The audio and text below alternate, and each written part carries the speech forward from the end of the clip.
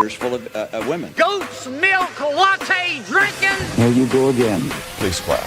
Somebody's bleach blonde, bad-built butch body. A what now? And then we're going to Washington, D.C. to take back the White House. Where my banana fingers? That's a banana republic without the banana. Who am I? Why am I here?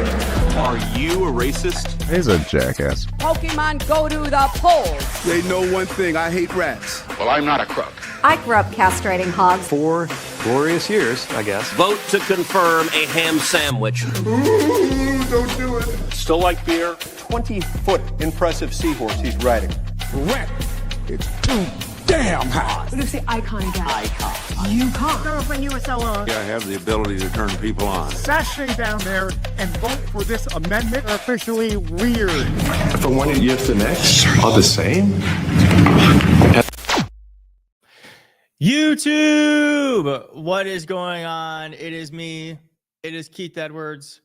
We are live on YouTube. Invisible Gypsy says, I hear you, Diane Con. I will listen to Keith and turn off the sound when the evil office speaks. Okay, well, fair enough. Fair enough. There is a lot of opportunities for all of you to be somewhere else. So thank you so much for being here.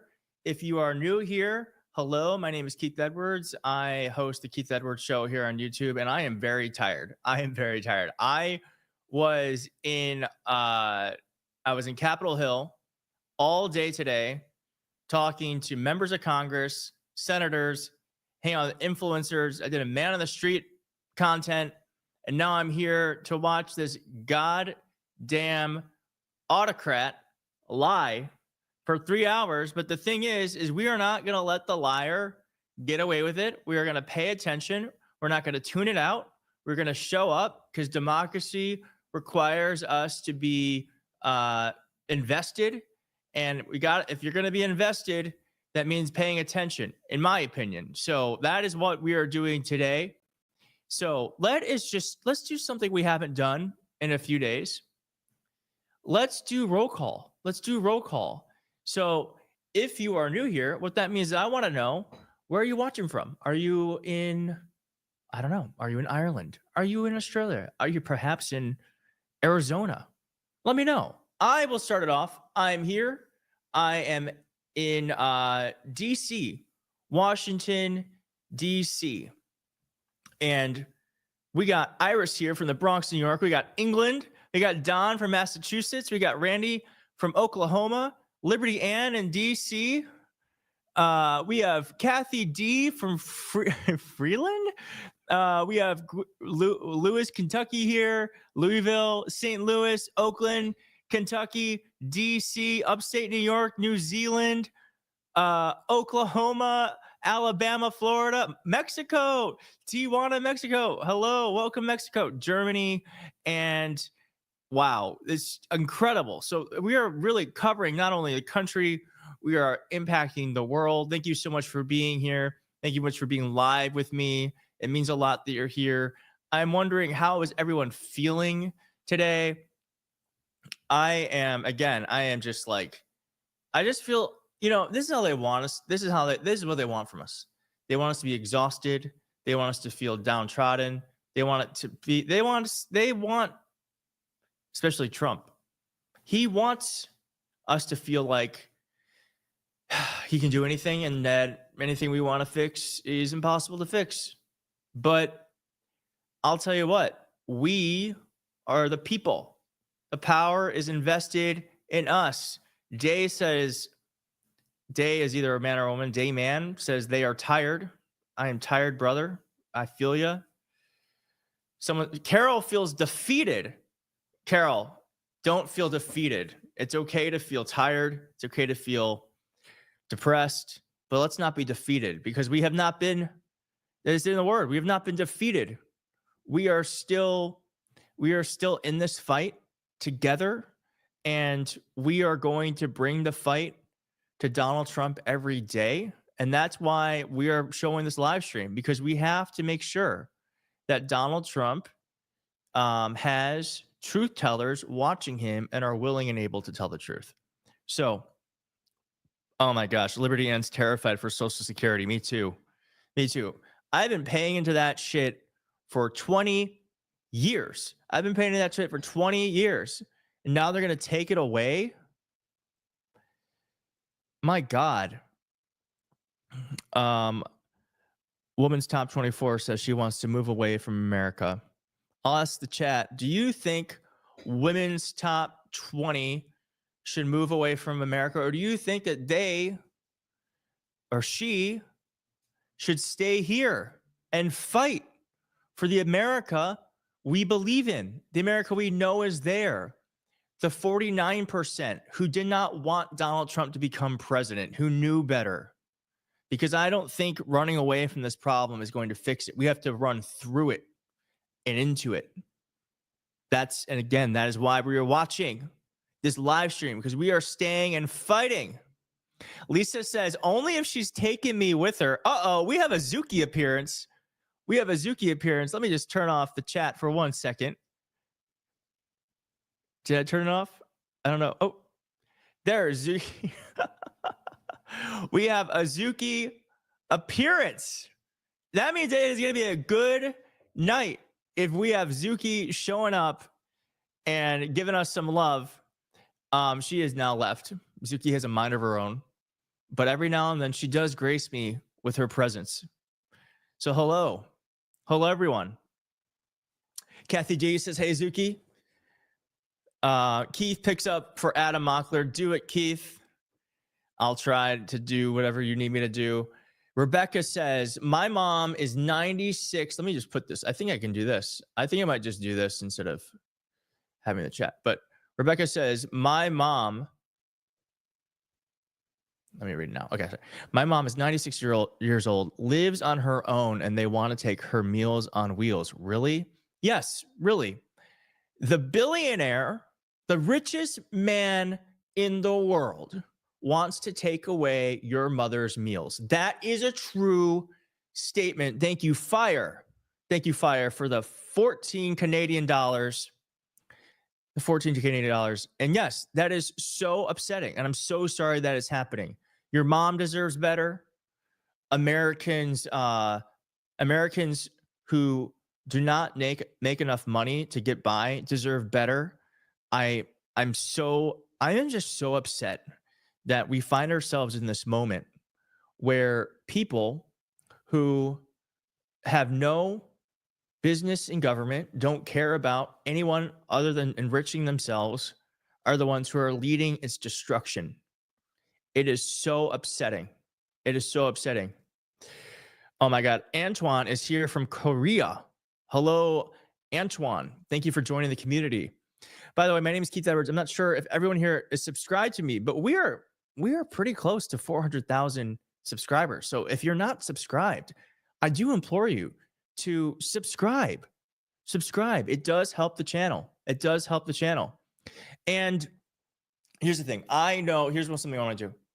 I know that right now, Canada and America, our leaders are bashing, but can we please get some blue hearts and some Canadian flags in the chat right now? Can we get some blue hearts and Canadian flags in the chat? Because I love our Canadian neighbors. I love them. They're the nicest goddamn people in the world. They do not deserve what is happening to them. And I want them to know that they have many friends in America who see what is happening and are just upset. Canada is a great nation. It does not need to be anyone's state. And I'm so grateful that everyone in the chat tonight is showing their support for Canada, because I cannot believe what is happening right now in our country with Donald Trump causing Canada to become our enemies. Like, what is going on where Canada is our enemy? And did you all see Justin Trudeau? Now, I know what happened. I didn't see it, but did you all see Justin Trudeau drop a bomb on Trump today? Because I missed it. Not a real bomb, a fake bomb, but I missed it. And If you will allow me, I would like to play this because I want to watch it. So let's share this. Let's, oh, can you see it? Oh, you can't see it. Add to stage, and I'm here. Okay, let's listen to.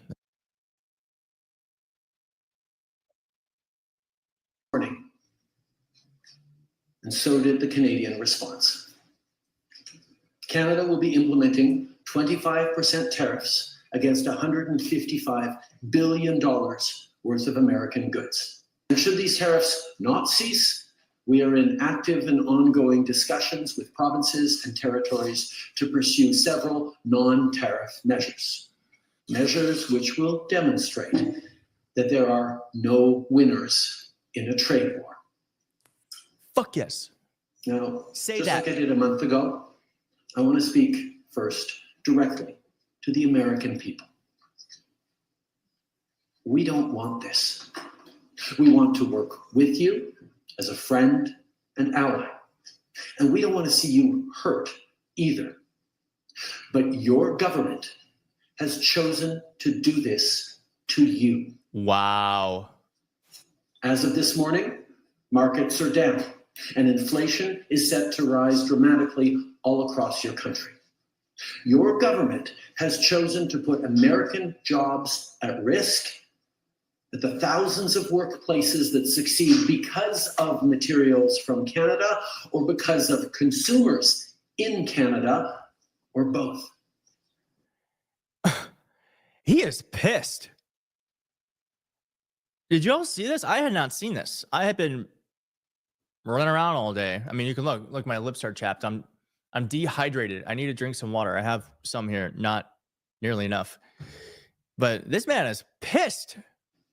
They've chosen to raise costs for American consumers on everyday essential items like groceries and gas, on major purchases like cars and homes, and everything in between. They've chosen to harm American national security, impeding access to the abundant critical minerals, energy, building materials, and fertilizers that we have and that the United States needs to grow and prosper. They've chosen to launch a trade war that will, first and foremost, harm American families. Wow. Well, that kind of really puts it into perspective, doesn't it? All right. Do we have? I know we had a couple of Canadians in the roll call, but if there are any Canadians here, I just want to say, you got a great leader in that man there. I don't know if he's popular in your country or not. I don't know what's going on with that, but that is how leaders speak. I know I did hydrate, but my lips are a little chapped. Yeah, no, this will flip some people. For sure. Listen, people, the reason why Donald Trump got elected was to raise the stock price and lower the egg prices, and he's done the complete opposite. And it will be a minute until people feel the pain that Donald Trump is causing, but they will feel it. Now, as I said, I don't know if everyone saw my interview with Representative Dan Goldman earlier today, but I said in that interview that it is just imperative that the Democrats, and Justin Trudeau just did this, but we have to keep doing it, because what Donald Trump is going to do is he is going to pretend like the reason why things are bad is because of something else, but not because of him. So we have to make sure that, like Justin Trudeau did, we name the reason why people are hurting. And it's not because of Joe Biden's economy. It's not because of Canada. It's not because of Mexico. It's not because of drug cartels. It's because Donald Trump put tariffs, which are essentially the largest tax rate increase since 1993. That's what Donald Trump did. Do you think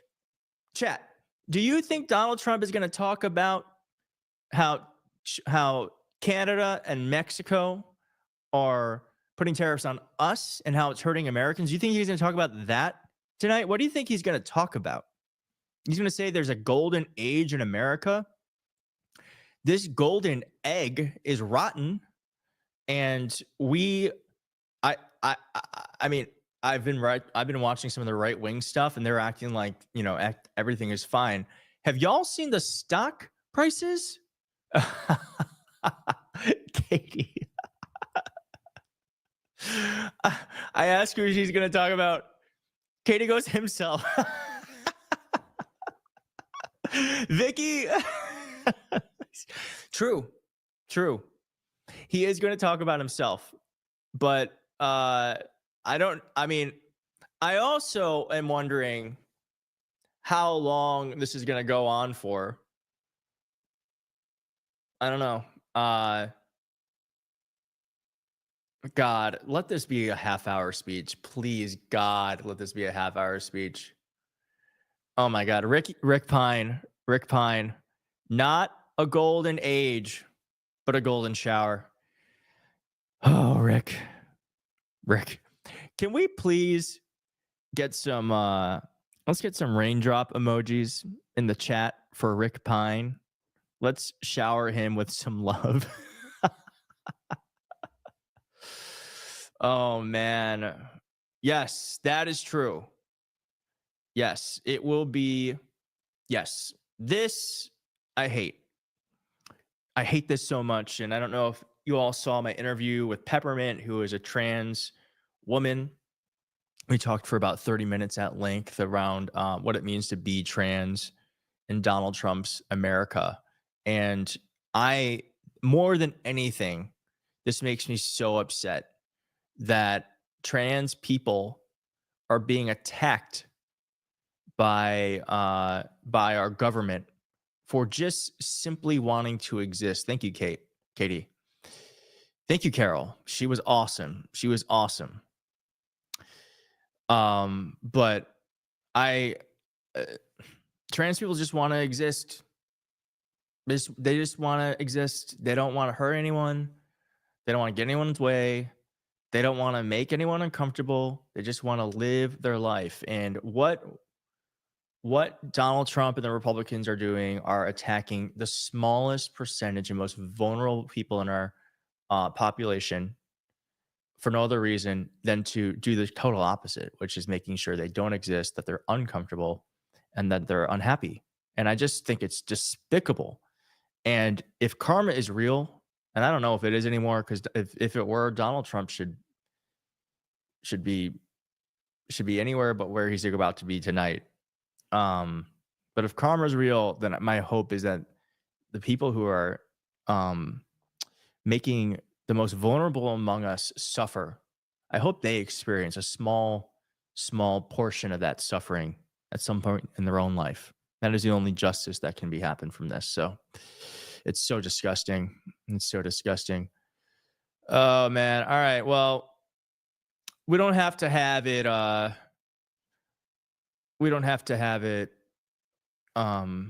playing yet, like music or anything, but it's happening. Here it is.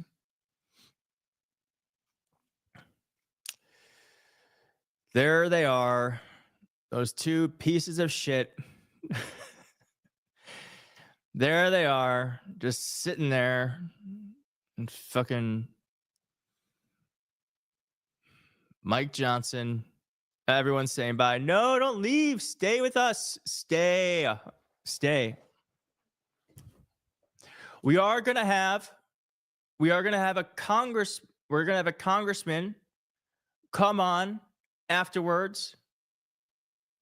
So stay tuned for that. We're going to get his direct response. Oh my God, Elon Musk. I just saw Elon Musk.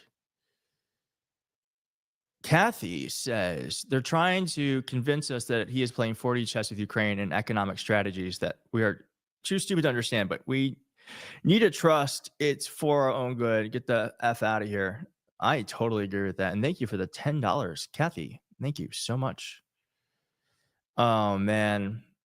Boo. Boo. Boo.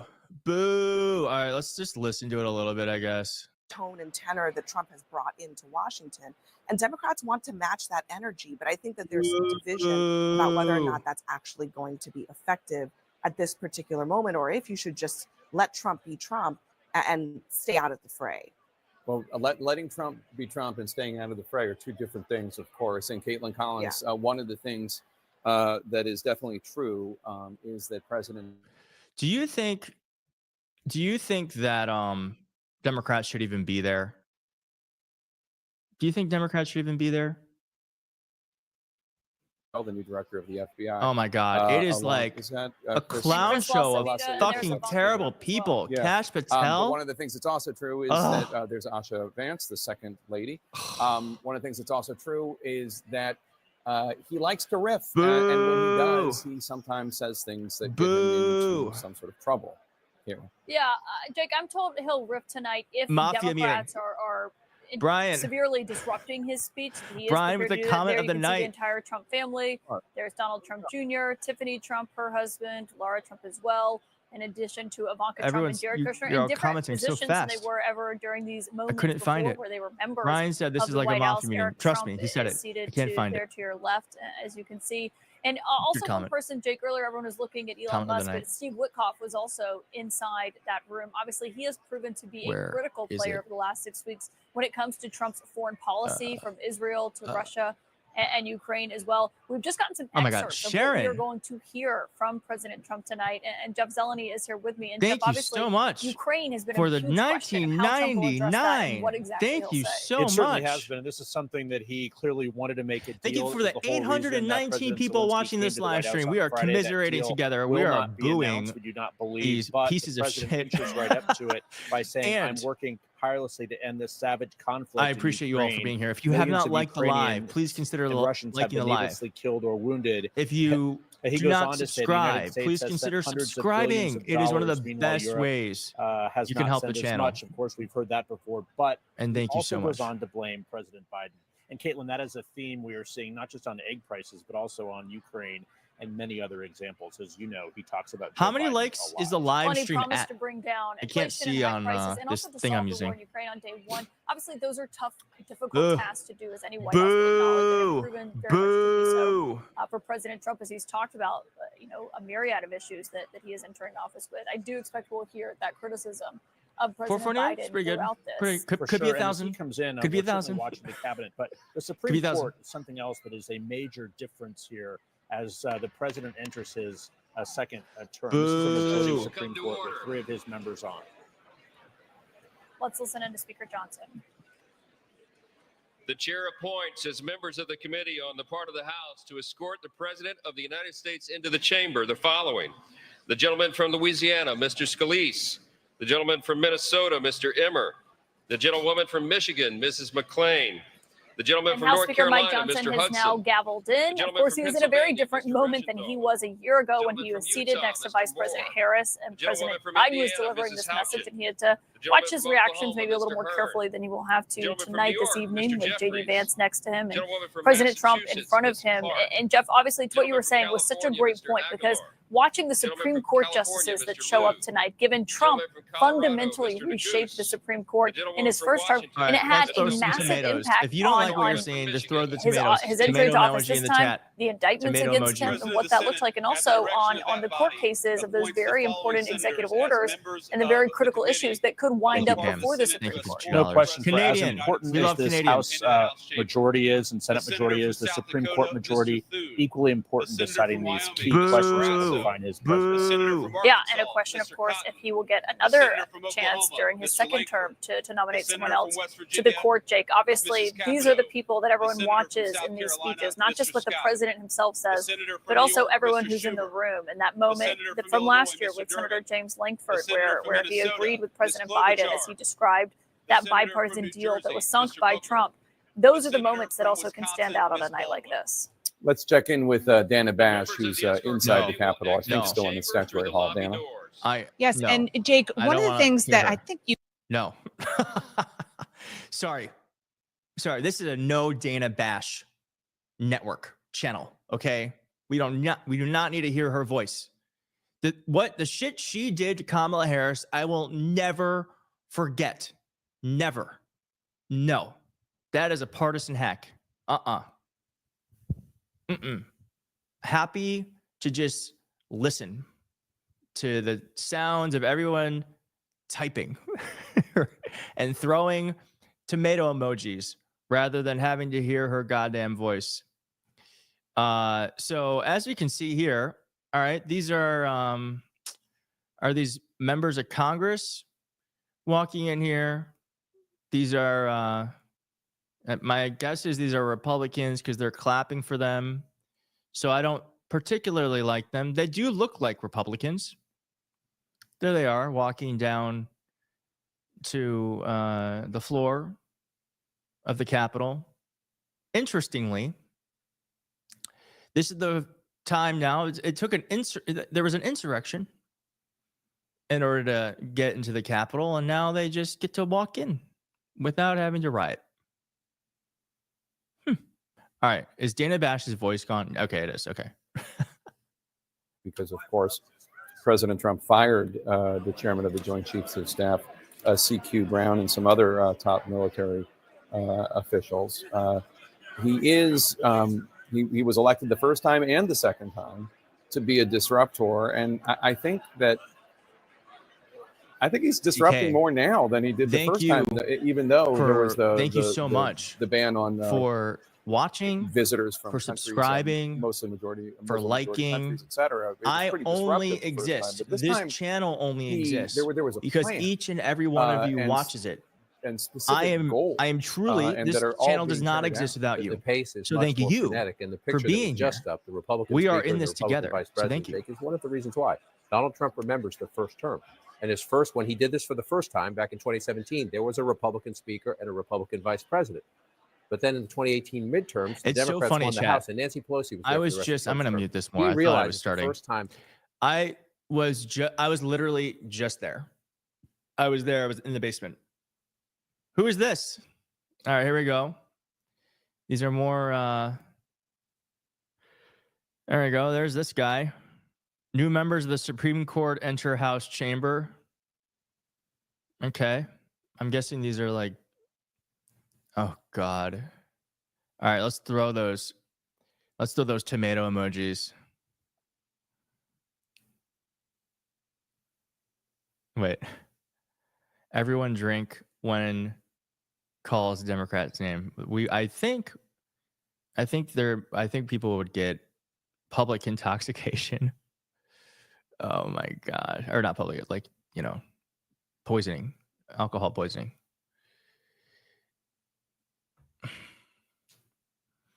Oh my gosh. Okay, so Trump is a Russian asset. Yes. Look at this. I love this. I could do this all day. Just throwing the tomatoes. Isn't it? I mean, it doesn't change anything. We're still where we are, but doesn't it feel good? Doesn't it feel good to just throw them? I don't know. I think it's cathartic. I think it's cathartic. Cathartic. All right, let's listen in. Among the youngest ever to be put on the court, because conservatives have had a decades-long effort to reshape the court and to make it younger so that they have more justices on there for longer. We would all need to call an ambulance, Jennifer. There were some absences from the Supreme Court, including some of Trump's biggest Reno, on the court. Love for Montreal, Canada. Get rid of that clown. What he did to Canada today, or what he did today, Canada will not forget, nor should you. I do not blame you. Thank you for the super chat, and we are on your side. Joint address of the second Trump term to see, especially someone like Justice Thomas, who's been fairly closely aligned with Trump and his allies in the White House. One of the things that is often forgotten in the coverage of J.D. Vance is just how young he is. He's 40 years old. That is in Washington D.C.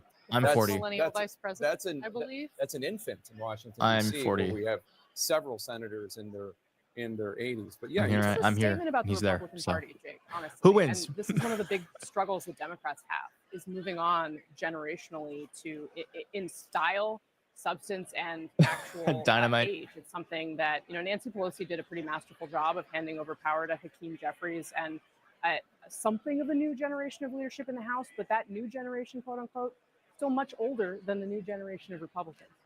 Aaron Burnett. All right, Jake and David Axelrod, looking through some of these excerpts here, and we're going to should be starting any minute. First Lady coming in, the cabinet's going to come in. We'll note last time 6 members of the Supreme Court came. Looks like only 4 this time. All right, chat. Do you mind? I might have to take like. Go, but you've got less. I might have to take 2 minutes because what I want to do is post this on all my social media. Do you mind if I just kind of let this play for 2 minutes as I get this posted on Twitter and Blue Sky and Threads? Is that okay with you? Because I would like to get more people in here, but it's going to take me a couple minutes. In the wrong direction. 39% say the right direction. Yeah. That's not what we're going to hear from the president. No, he's claiming that for the first time in. Well, I want to make sure. I don't want you to think I'm just being 45 seconds. Is that more people think that I just want to make sure in the right direction. It may be that he's only that everyone's okay with that. That I'm quiet for a second. I'm on my phone because that's rude.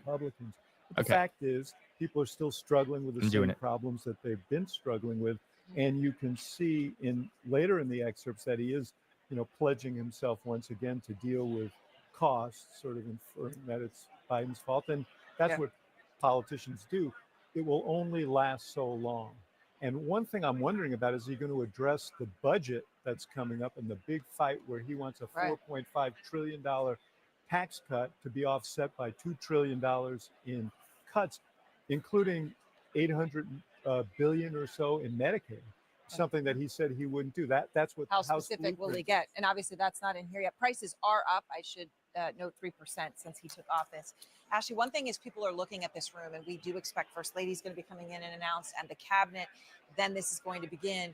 And as this camera pans down, we don't control it, but you'll see a lot of the Democratic women appear to be wearing pink. And color coordination, we've seen that before when they did white in honor of suffrage one year. But what does this mean? Unity, I guess, amongst the Democratic Party. Look, I mean, were you not provided a messaging? I didn't wear my pink. You gotta check the color chart. Protest and power. It signals protest and power, and there will be some blue and yellow scarves. We know what that symbolizes. Obviously, support for Ukraine. I want to be respectful of the members. They were elected by their constituents, and so I understand why they felt like they needed to be in the room. I think their constituents want more than coordinated colors right now. I think they are, desperate for their members to resist if they make cuts to a budget that have cuts to Medicaid, Medicare, Social Security. Democrats don't have the power. And so I do not want to pretend that what is happening in this country is because of the governing of Democrats. But Democrats do have an opportunity to make it very clear that if they get governing power, at least in the House in 2026, the changes they will make. This is the time not to focus on what color you're wearing, but decide what is the message, how are you speaking to the American people, and how do you actually get out of Washington, D.C., get in your districts and talk to your. So Manu Raju is there looking down upon all of this. And Manu, what are you seeing as we await the First Lady and the cabinet? Yeah, the way when Donald Trump enters, it will be very interesting to see how Democrats respond. Remember, oftentimes members sit along the aisle. They wait for sometimes hours near the aisle in order to greet the president, make their own points as he enters the chamber here. You see some of Donald Trump's biggest foes sitting on the Democratic side of the aisle, very close to it, including former Congressman Adam Schiff, now the current senator. Manu, just sorry to interrupt you. Okay, I posted everywhere. Sorry, Manu, I don't know if you could hear me, but First Lady Melania Trump is coming in now, being escorted into the executive gallery. Tomatoes. She is going to Boo! sit alongside her special guest. She's been talking about someone there who had suffered from revenge porn, an issue she's taking on. Also, Elon Musk going to be in the box with the First Lady. And there's the applause for her. After she comes in, taking the Vice President J.D. Vance's wife, Usha's hand, we're going to see the cabinet announced and come in. Veterans Affairs Secretary Doug Collins will be the one who is not there because of being the designated Tomato. So because, Alyssa, you have been through this before and been there with them, so there she is. And we just talked about who's going to be in the box with her. She's with Laken Riley, who was tragically killed by an undocumented migrant. She's with their family. Mr. There's Speaker, angel moms the president's present. cabinet. And the cabinet is announced. We're going to watch them coming out here. There's also guests who are supposed to highlight this issue around Title IX and trans women in sports, which has been a big priority for Donald Trump.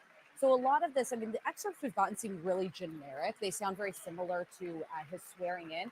I expect there'll be some surprises that they're waiting till he's up there. And I'm kind of curious. All right, wait, I think I misread policy pronouncements. He loves the O's. He's been doing them at a fast pace.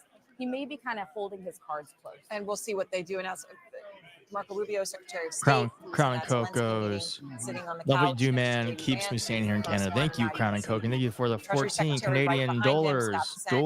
As the cabinet is coming out, Scott. The thing in the excerpts that we have that jumps off the Marco page to me Rubio is the phrase "common RK sense." Jr. No, it's all the worst people ever. It's a clown show of awful people. Trump has somewhat redefined the ideology of the Republican Party. It's not just a conservative party. He wants it to be. We can beat these people. FYI, we can beat them. It's how he defines it in order to have the most elastic coalition possible. And I honestly think a lot of the issues he tackled in his executive orders and in some of the legislation is working for him on that front. We saw it on display this week, and you're going to hear it in the speech tonight. The idea that boys should be playing in girls' sports, which was filibustered and voted against by every Senate Democrat. Can I just say, we've got the Defense Secretary Pete Hegseth, you saw the Commerce Secretary Howard Lutnick, all of them coming in here. RFK Jr., HHS Secretary is also there. Look at what's happening. The Democrats are not even acknowledging the cabinet right now. Good. I just don't remember that being standard. At least they would get up and shake their hands. Just the visual here that they're not engaging. This Good. is not a pathway forward to bipartisanship. I mean, I think if Donald Trump is trying to expand and have an elastic coalition, the elastic is about to pop, because you cannot attack every group, women, people of color, He's not. LGBTQ He's protecting folks. women. I mean, when you fire the Black Joint Chief of Staff, when you fire the woman Joint Chief of Staff, when you say the reason a plane crash happens because maybe a person of color or a woman was flying that's attacking people. When you don't want folks to be able to feed their family, that you're going after pieces of your coalition. The elastic is not sustainable at this point. And Brooke Rollins just walked in. Does this stand out to you, David, when you see the lack of interaction with the cabinet here by Democrats? I think it's a reflection of the mood in Washington. And yes, I do think that when you consider thank you, the 1,000 people watching right now, 1,000 of you. Thank you so much. So on. If you're new here, please subscribe. If you're not new, hit like. This is if you're new and Scott talks about common sense. I don't know. Hit like and hear subscribe. You. I think that has some appeal. Thank you for being here. Some means of a these lot. issues broad appeal, but I tell you that families out there are more concerned about dollars and cents than what you define as those common things. sense. Silver says, And would it be so they're inappropriate to ultimately post the gonna middle judge finger based emoji? on What do you their think, lived chat? Experience. Kids in our classrooms, our Would that be new colleague inappropriate? Rahm Emanuel has pointed this out. To We've post had a terrible middle finger reading emoji? scores. People are concerned about what's going on in their classrooms, and not, I'm not disputing you. I agree that these are real issues that people care about, but I also think Trump is beginning to make progress on some of them. He has more to do on some of them as well. The guy's been in office for just a little over 40 days, and that's right, the Justin. amount of anger with the previous administration was real. It's why Donald Trump won the election. I just think he has more political Clown leads than show. maybe you're willing That's to right. give him Alyssa, I want to go back to Jake. Northern skies. That he has some lead. Elon is to the cabinet's going in, the person above them, right? There's them, and then there's one above, is literally sitting above in the First Lady's box. Right. And usually a senior advisor would be in the speaker's lobby behind, off of the floor, where Stephen Miller and others would be. But I think it just shows he's in this sort of above the cabinet, different position with this sweeping influence within the administration. But listen, I think that Donald Trump is messaging Doge better than Elon Musk is. If he's talking about efficiency, if he's talking about making the government work better for people, that's a winning message. But the constant errors that we've Nurse been Nana, seeing, the announcements you're in of good what company. had been Well, cut and the then- Because I think Scott Jennings is one of the worst things to Let happen. me say, if to I were news. Democrats, I would never be. I hate opposed that to, man and his smarmy Cutting attitude. waste, fraud, and abuse, making government more efficient, seeing how we can make government more responsible. Chat, I But hope think you're they ready make a because mistake by being I am resistant to the tired and notion pissed off. of, So this is making not going to be government the more most efficient. But jovial what Musk is live doing stream. seems much more I indiscriminate. am pissed off, and I think that and that's what I am people- angry. Yeah, and guess what? Not Republicans you. love it. And At I this will just say, situation. I think the Democrats. Guess what? The country's bigger than just Republicans. I know. Well, So- he's got over a 50% approval rating, and your party's got. I'm a 21%. little in my So he's feelings doing okay. right now. I think dying on this hill of defending every single federal worker, that the idea that we can't ever shrink the size of government because I this sob am story or that pissed. sob story. That is not going to Pissed. play with the American people. Democrats gave no care whatsoever to the 10,000 people who lost their jobs when the big pipeline was canceled by Joe Biden, or the people who lost their businesses in the COVID shutdowns that went Ooh, on that's and on good, and on, Pokey. or the firefighters, I or the hate military they that can lost make their me jobs hate because like they I didn't get the do. COVID Yes. vaccine. No care for I that. hate that they have made me so mad. I don't want to have a. We could all be you can having take nice this on lives. Another show. I don't want to have a partisan debate. I mean, about it, but we do have nice lives, but we could should be note we that could be there were enjoying them to 60 their million fullest jobs without this created bullshit. When Biden was president, and jobs were lost when Trump was president. Okay, So, and you know how dishonest that is because of what happened at the end of COVID and the restoration of even jobs during after the lockdown. period But go ahead. before COVID, there was, there was more robust. Okay, everyone's job pissed. creation in the last Awesome. 3 years of Obama. I mean, not than the first awesome, 3 but years. at least that's why that is why we're doing this. Messaging this Doge Because thing, why? right? I think that people don't Pain want waste, shared is fraud, and pain abuse, divided. But I don't actually think that's So what come they're here, doing. I come think in they're here, just be pissed, putting be a mad, hatchet be to our angry, be government sad, without be any disappointed, be depressed. strategy, That is why we're integrity, here. or real analysis. They're firing people that play critical roles in our government. People want our government to be more efficient, but that's not the way that Doge is approaching. But the reality is most Americans can relate to their person, someone in their family being laid off. Most people do not get this idea that federal workers Chat, are so didn't this- hard to wasn't fire. this supposed to And I start think at the 9? messaging of bringing them like they're martyrs when most It's people have 9/11. lost jobs. Most people have experienced layoffs. Jinx. I don't know but that it shouldn't resonates with shouldn't it have started at 9? All right, well, we're getting ready here. Cabinet is there, and soon we'll have the president presented to senators and representatives by the speaker, Jake. Running a little bit behind here, but we're getting there. Indeed. And John King, President Trump talks a lot about how high his approval rating is. And we know that in his speech tonight, he's going to talk about how great the right track, wrong track numbers are, how many the percentage of individuals who think the country's on the right track versus wrong track. Those numbers were disastrous for President Biden. And it is true that President Trump is more popular Chat. right now than he ever was. I've got a question. During his first term. Wait, what was it? But I forgot now. I think it misdiagnoses What was I the gonna ask? situation he's in to act as if his right track, wrong track numbers and his approval ratings are where he would want them to be. They're not. No. And in I don't fact, remember. most voters, according to lots of different polls that I've seen, and I'm sure you and Oh my God, I'm getting have old. seen, don't think he has addressed inflation sufficiently. It's only been 5 weeks, but still don't think he's focused enough on inflation, which is what he promised he would do from day one. The majority of the public is still sympathetic to Ukraine. Oh my The God. majority of Susan Republicans are Collins. still sympathetic to Susan Collins is in not the Russia. chat And, you know, there are a lot saying of people out this there, demented majorities speech in will be polls I've all seen, lies and concerned that delusions. he's overreaching. Yes, Now, that much that's we not know to say he is shouldn't give a confident true. And I city-building just wanted to address say and real the like, fast, thank you to but it is Rescue to Ninja say Chris, who that became a new where I member of the advise him, channel. and look, Can we get a couple of claps in the he's chat not for asking Chris? me, nobody's asking me. And thank But you, where I Susan advise him, Collins, I'd for say joining this is an the channel. opportunity where you could really build your approval rating by, I'm not even saying reaching across the aisle, but talking about, here are the 10 things I'm going to do to bring down inflation. Yes, you make a logical political characterization of what a president whose numbers aren't horrible but aren't great would think of this challenge at the moment. But remember, Donald Trump has never shown an interest in reaching out to those who oppose him. His interest in those who oppose him is usually to tell them they're wrong and to destroy them and to try to destroy the politically. So I look at this two ways today. What is Donald Trump trying to accomplish, and how does those Republicans right there who have the tiniest majority, how do they process what he's doing? Because his approval rating. Look, he won re-election by lying about a lot of things. I'm sorry, that's just a fact. He said a lot of things that were just not true. So when he says his approval rating is off the charts and he says the right track, wrong track is off the charts, that's just not Thank you, true. Susan Collins. Fact checkers can deal with that after the speech. But that's what he says to pump himself up for his base, and that has been his style for quite some time. And guess what? He Delane, won the I election. can only It works for him. I can only It works stand to for watch him. this shit show with The you and your challenge is, community. Well, does he thank you remember so he's much the leader of the Republican Party for joining and the next us. election is about them, and they have Who's the this? tiniest majority in the House, and his approval rating will be the North Star of the midterm. President of the United States. All right. Boo. Boo.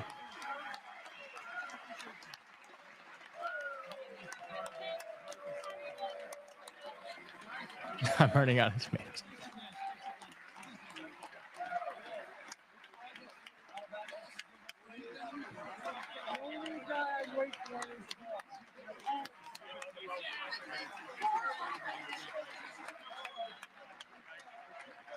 Yeah, throw those tomatoes, chat.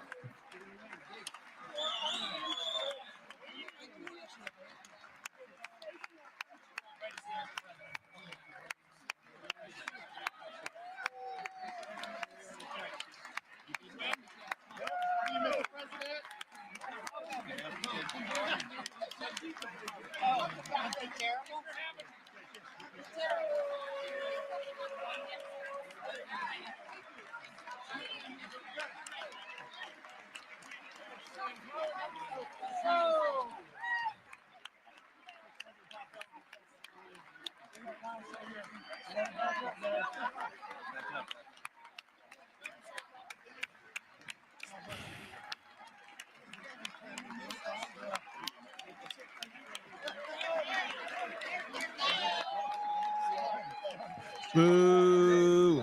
Boo! Tomato, tomato, tomato. Whoa, what was the sign? I missed the sign.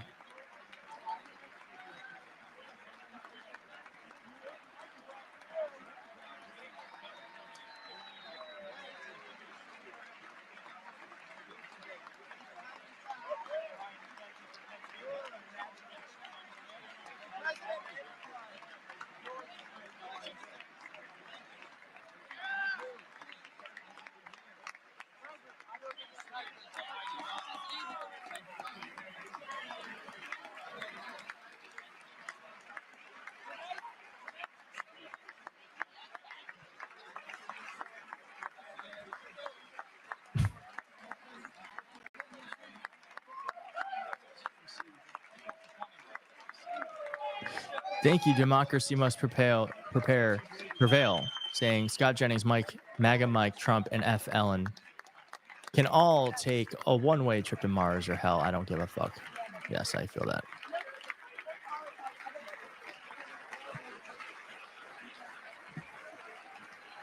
There's President Trump destroying the government. Destroying the government. Two of whom he appointed in Canada and Brett Kavanaugh. Kavanaugh, obviously, a contentious confirmation process, and there were those in the White House who wanted President Trump to drop him, to cut, and pick somebody else, and President Trump said no. Brett Kavanaugh, no doubt, very appreciative of that. Here, the Joint Chiefs, the new chairman that President Trump appointed, someone who met, I believe, in Iraq years before. A brief note, Jake, on Kavanaugh, the playbook that got him. He does look very old, doesn't he? Him repeat. They did it again with Pete Hegseth to make sure that he became Secretary of Defense. Yeah, they just keep fighting and fighting and pushing, and then they have the vote when they have the votes, with a lot of intense pressure on anybody wavering. Not a lot of outreach from House Democrats or Senate Democrats there, just in terms of physically approaching the president or his cabinet.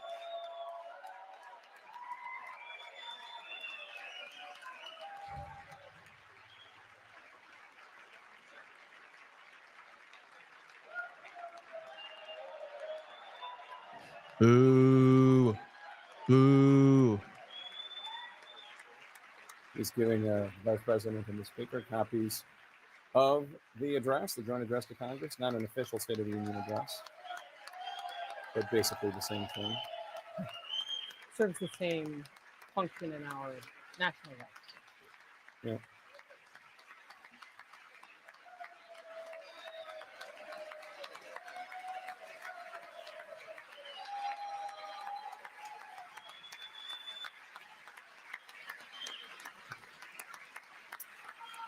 You can tell which ones are Democrats because they're not standing. To the president's left are Republicans. To the president's right, behind the Joint Chiefs and the Supreme Court justices, are Democrats. So keep that in mind as you see to whom he plays as he delivers his address. And worth noting that traditionally, the Joint Chiefs and Supreme Court justices, of course, refrain from reaction basically entirely. It's not always been true, but that's largely the norm. Indeed. Let's listen in. Oh my God. The influencers are there. Matt Walsh, what a joke. Thank you very much. It's a great honor. Thank you very much. Speaker Johnson, Vice President Vance, the First Lady of the United States. Wait, why did she make that face?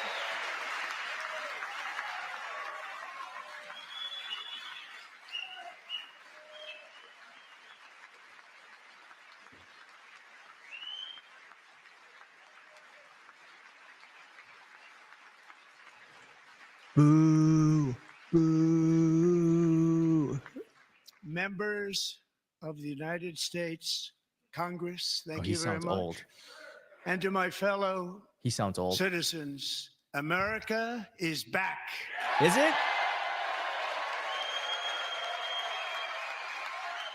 Is it?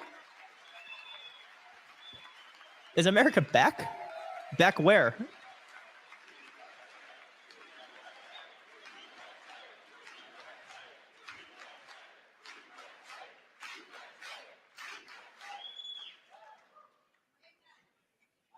Six weeks ago, I stood beneath the dome of this Capitol and proclaimed the dawn of the golden age of America. From that moment on, it has been nothing but swift and unrelenting action to usher in the greatest and most successful era in the history of our country. We have accomplished more in 43 days than most administrations accomplished in 4 years or 8 years, and we are just getting started.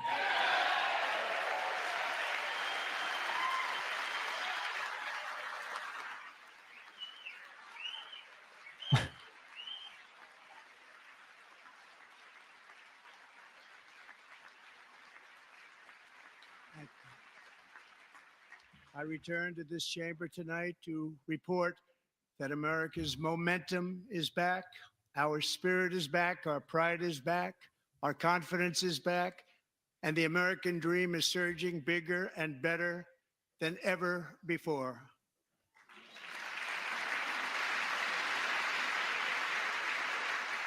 The American dream is unstoppable, and our country is on the verge of a comeback, the likes of which the world has never witnessed and perhaps will never witness again. There's never been anything like it. The presidential election of November 5th was a mandate like has not been seen in many decades. We won all 7 swing states, giving us an electoral college victory of 312 votes. Oh, wait. So that election counts because he wins, right? Nothing wrong with that election.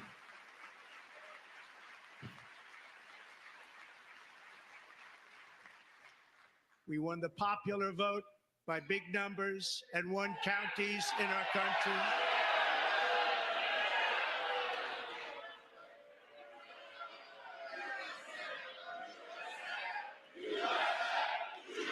Oh, we got someone. What's that man doing? Uh-oh.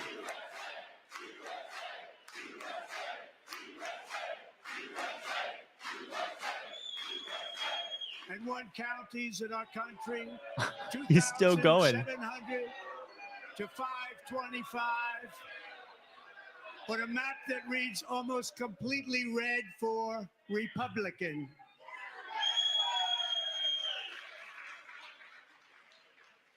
Now, for the Who is first that? time Does anyone in know who that modern is? history, more Americans believe that our country is headed in the right direction than the wrong direction. In fact, it's an astonishing record, 27-point swing, the most ever.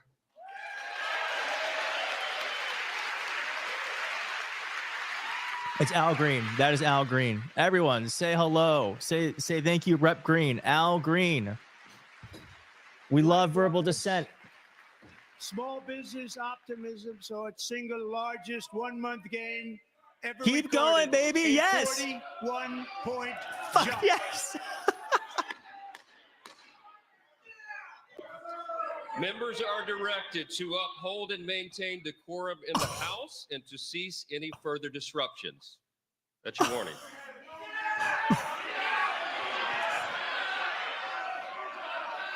Members are engaging in willful and continuing breach of decorum, and the chair is prepared to direct the Sergeant-at-Arms to restore order to the joint session. Get arrested. Get arrested. Get arrested.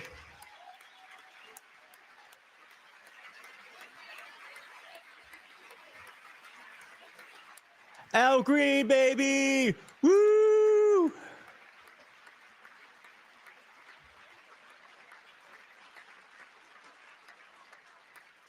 Mr. Green, take your seat. Take your seat, sir. Take your seat. Finding that members continue to engage in willful and concerted disruption of proper decorum, the chair now directs the Sergeant at Arms to restore order. Remove this gentleman from the chamber. Wow.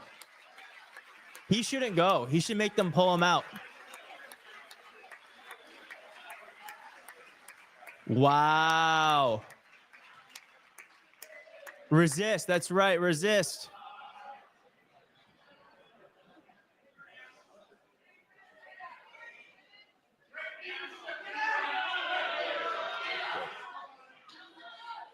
They should all do that one at a time. Do you agree, chat? One at a time. Each Democrat should get kicked Members out. are directed to uphold and maintain decorum in the House. Mr. President, you continue. Thank you. Over the past 6 weeks, I have signed nearly 100 executive orders and taken more than 400 executive actions, a record to restore common sense, safety, optimism, and wealth all across our wonderful land. The people elected me to do the job, and I'm doing it.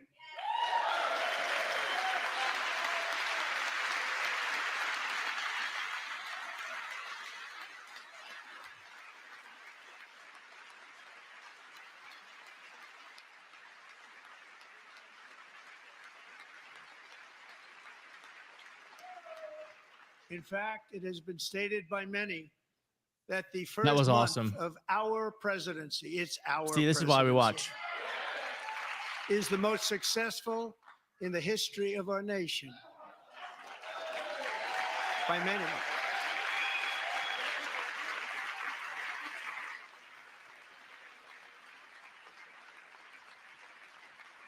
And what makes it even more impressive is that, do you know who number 2 is? George Washington. How about that? How about that? I don't know about that list, but we'll take it. Within hours of taking the oath of office, I declared a national emergency on our southern border, and I deployed the U.S. military and Border Patrol to repel the invasion of our country. And what a job they've done. As a result, illegal border crossings last month were by far the lowest ever recorded, ever.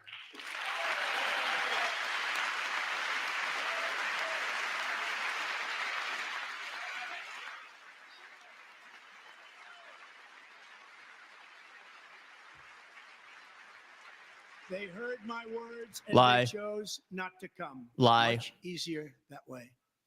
In comparison, under Joe Biden, the worst president in American history, there were hundreds of thousands of illegal crossings a month. And virtually all of them, including murderers, drug dealers, gang members, and people from mental institutions and insane asylums, were released into our country. Who would want to do that? This is my 5th such speech to Congress. And once again, I look at the Democrats in front of me, and I realize there is absolutely nothing I can say to make them happy or to make them stand or smile or applaud. Nothing I can do. I could find a cure to the most devastating disease, a disease that would wipe out entire nations, or announce the answers to the greatest economy in history, or the stoppage of crime to the lowest levels ever recorded. And these people sitting right here will not clap, will not stand, and certainly will not cheer for these astronomical achievements. They won't do it, no matter what. Five times I've been up here. It's very sad, and it just shouldn't be this way.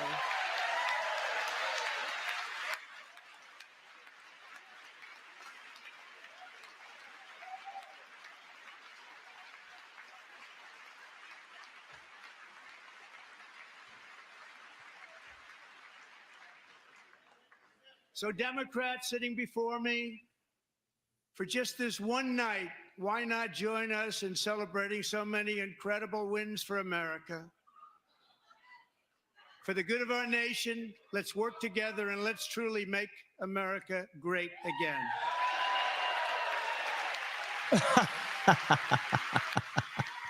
Nancy, camera person, popped off.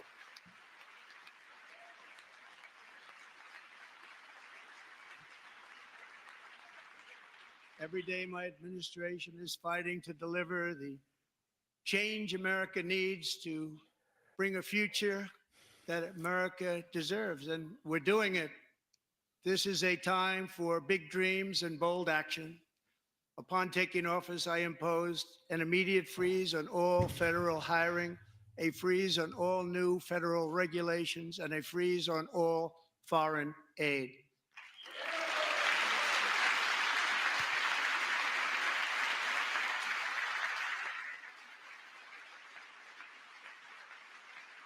I terminated the ridiculous Green New Scam. I withdrew from the unfair Paris Climate Accord, which was costing us trillions of dollars that other countries were not paying. I withdrew from the corrupt World Health Organization.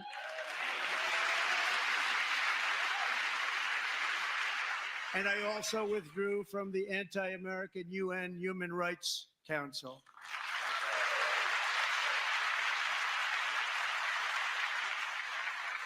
We ended all of Biden's environmental restrictions that were making our country far less safe and totally unaffordable. And importantly, we ended the last administration's insane electric vehicle mandate, saving our auto workers and companies from economic destruction.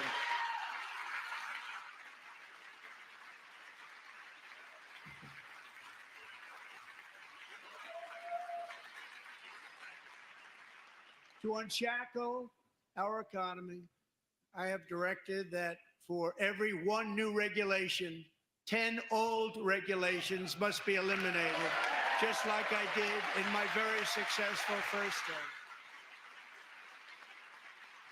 term. Freedom stores.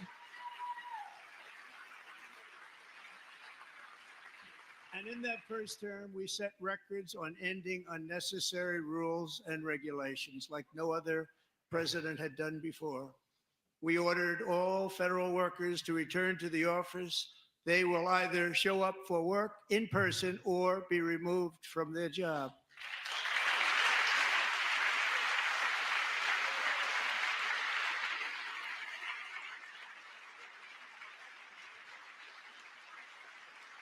And we've ended weaponized government where, as an example, a sitting president is allowed to viciously prosecute his political opponent, like me.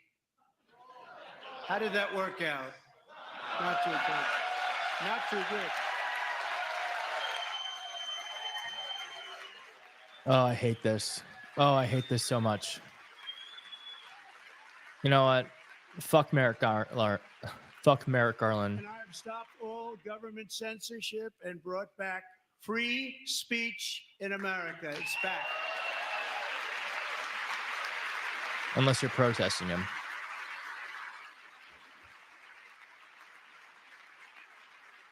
And 2 days ago, I signed an order making English the official language of the United States of America.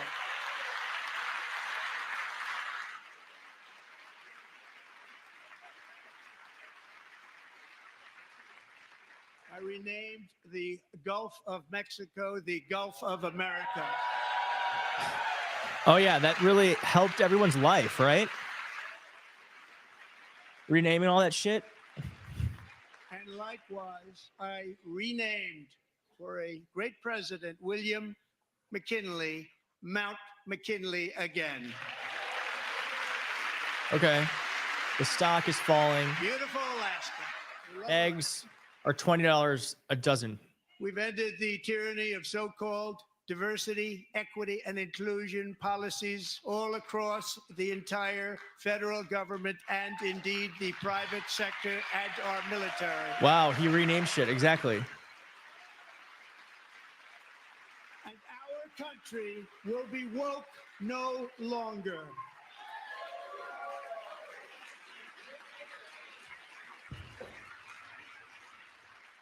We believe that whether you are a doctor, an accountant, a lawyer, or an air traffic controller, you should be hired and promoted based on skill and competence, not race or gender. Very important.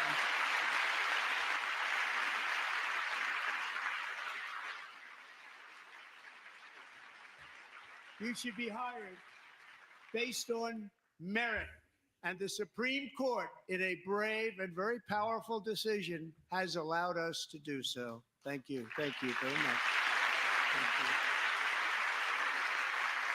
you. We have removed the poison of critical race theory from our public schools, and I signed an order making it the official policy of the United States government that there are only two genders, male and female.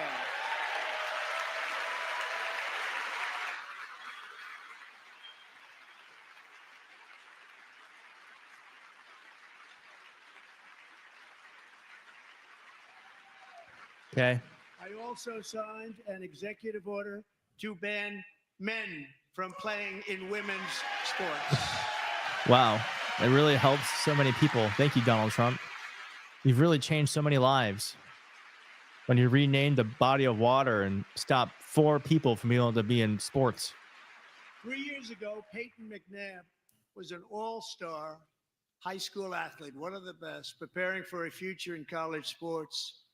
But when her girls' volleyball match was invaded by a male, he smashed the ball so hard in Peyton's face, causing traumatic brain injury, partially paralyzing her right side and ending her athletic career. It was a shot like she's never seen before. She's never seen anything like it.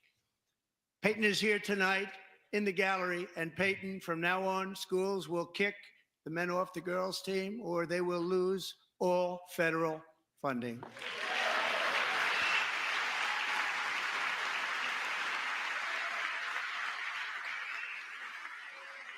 Oh my God, James. I didn't read that. I just clicked on it. It's $5. Let's not be transphobic.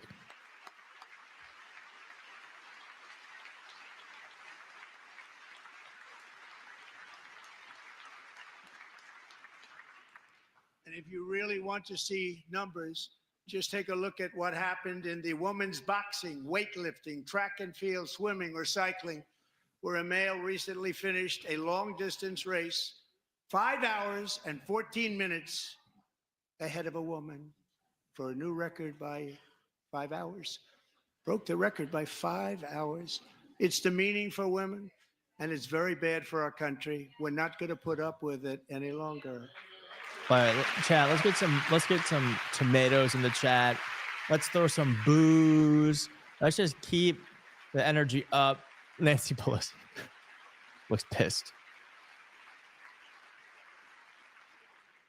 What I have just described is only a small fraction of the common sense revolution that is now, because of us, sweeping the entire world. Common sense has become a common theme, and we will never go back. Never. Never going to let that happen. Among my very highest priorities is to rescue our economy and get dramatic and immediate relief to working families. As you know, we inherited from the last administration an economic catastrophe and an inflation nightmare. Their policies drove up energy prices, pushed up grocery costs, and drove the necessities of life out of reach for millions and millions of Americans. They've never had anything like it. We suffered the worst inflation in 48 years, but perhaps even in the history of our country. They're not sure. As president, I'm fighting every day to reverse this damage and make America affordable again.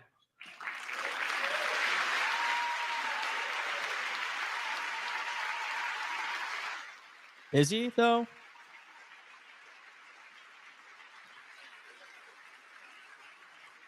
Joe Biden especially let the price of eggs get out of control. The egg price is out of control. Oh my God. And we're working hard to get it back down, Secretary. Do a good job on that. You inherited a total mess from the previous administration. He just admitted that egg prices are still high. Someone just walked out. A major focus of our fight to defeat inflation is rapidly reducing the cost of energy. The previous administration cut the number of new oil and gas leases by 95%, slowed pipeline construction to a halt, and closed more than 100 power plants. We are opening up many of those power plants right now.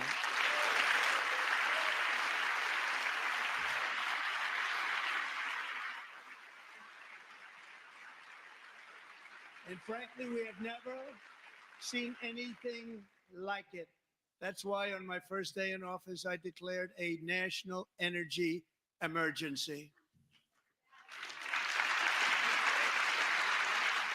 As you've heard me say many times, we have more liquid gold under our feet than any nation on earth, and by far. And now I fully authorize the most talented team ever assembled to go and get it. It's called Drill, Baby, Drill.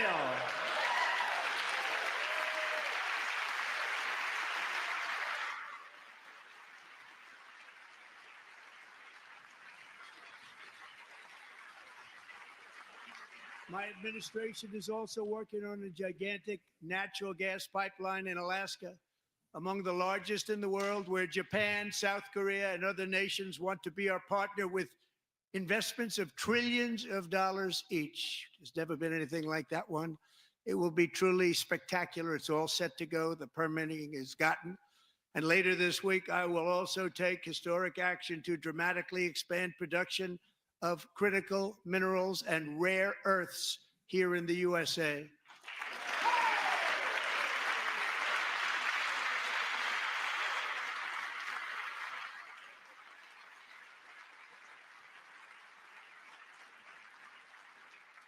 To further combat inflation, we will not only be reducing the cost of energy, but will be ending the flagrant waste of taxpayer dollars.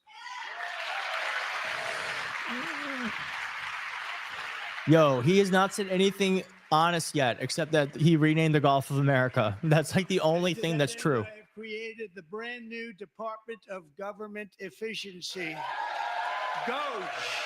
Perhaps you've heard of it. Perhaps. Boo! Boo! Which is headed by Elon Musk, who's in the Boo! gallery tonight. Right here.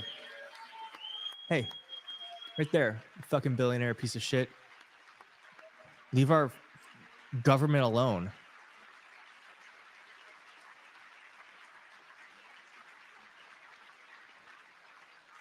Thank you, Elon. He's working very hard. He didn't need this. He didn't need Oh, this. he's making so much money from this. Thank you very much. We appreciate it. Everybody here, He just even gave this himself side appreciates it, I believe. gave himself billionaires or billionaire They just don't want contracts, to admit billionaire that. contracts, billion.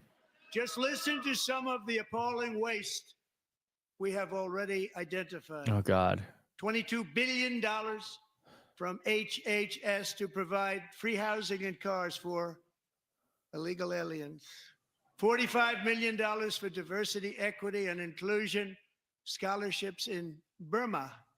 $40 million to improve the social and economic inclusion of sedentary migrants. Nobody knows what that is. $8 million to promote LGBTQI+ in the African nation of Lesotho, which nobody has ever heard of. $60 million for indigenous peoples and Afro-Colombian empowerment in Central America. $60 million. $8 million for making mice transgender. This is real. $32 million for a left-wing propaganda operation in Moldova. $10 million for male circumcision in Mozambique. $20 million for the Arab Sesame Street in the Middle East. It's a program. $20 million for a program. $1.9 billion to recently created Decarbonization of Homes Committee, headed up, and we know she's involved. Just at the last moment, the money was passed over by a woman named Stacey Abrams. Have you ever heard of her? A $3.5 million consulting contract for lavish fish monitoring. $1.5 million for voter confidence in Liberia. $14 million for social Oh my God, he's still cohesion listing in stuff. Mali. $59 million for illegal alien hotel rooms in New York City. He's a real estate developer. He's done very well. $250,000 to increase vegan local climate action innovation in Zambia. $42 million for social and behavior change in Uganda. $14 million for improving public procurement in Serbia. $47 million for improving learning outcomes in Asia. Asia's doing very well with learning. You know what we're doing. We should use it ourselves.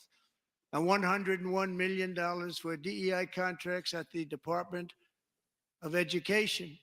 The most ever paid, nothing even like it. Under the Trump administration, all of these scams, and they're far worse, but I didn't think it was appropriate to talk about them. They're so bad. Many more have been found out and exposed and swiftly terminated by a group of very intelligent, mostly young people, headed up by Elon, and we appreciate it. We found hundreds of billions of dollars of fraud. Chat, if I can get a congressperson live with us right now, would you want that? We can cut to them, listen to someone actually tell the truth for 5 to 10 minutes, and then get back to this bullshit. I can try to make that happen. And we've taken back the money and reduced our debt to fight inflation and other things. Yes. Taken back a lot of that money. We got it just All in right. time. This is just the beginning. The Government Accountability Office, a federal government office, All right, let me has see what I can do. estimated annual fraud of over $500 billion in our nation. And we are working very hard to stop it. We're going to. We're also identifying shocking levels of incompetence and Wait, I guess they're probable all in there fraud right the now. Social I'm an Security idiot. program for our seniors. They're all in there and right that now. Our seniors and people that we love rely on. Never mind. Believe it or not, government databases list 4.7 million Social Security members I was about to text them. from people aged 100 to 100. Sorry, I've been up for been up for like 18 hours. It lists 3.6 million people from ages 110 to 119. I don't know any of them. I know some people that are rather elderly, but not quite that elderly. 3.47 million people from ages 100. Al Green. I don't have Al Green's number. Does anyone have Al Green's number? 3.9 million people from ages 130 to 139. 3.5 million people from ages 140 to 149. And money is being paid to many of them. And we're searching right now. In fact, Pam, good luck. Good luck. You're going to find it. But a lot of money is paid out to people because it just keeps getting paid and nobody does. And it really hurts Social Security and hurts our country. 1.3 million people from ages 150 to 159 and over 130,000 people, according to the Social Security databases, are age over 160 years old. We have a healthier country than I thought, Bobby.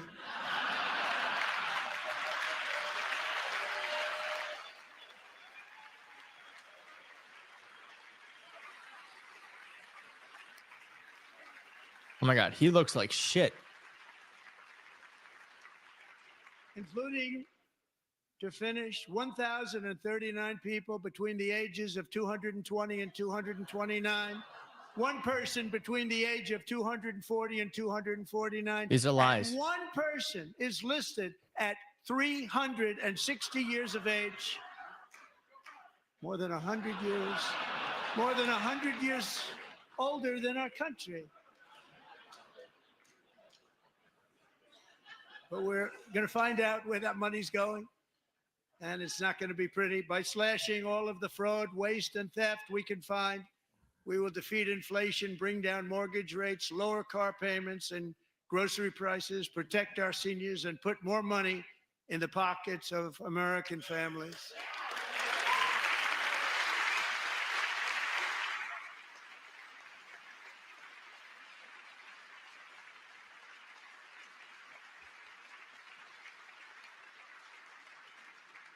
And today, interest rates took a beautiful drop, big, beautiful drop. It's about time.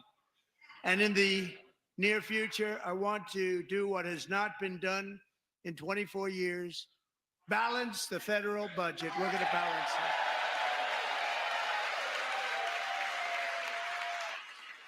it. All right, balance it. Let's see him get it done. Balance it, bitch. Try it. Try it. I'd like to see him do that.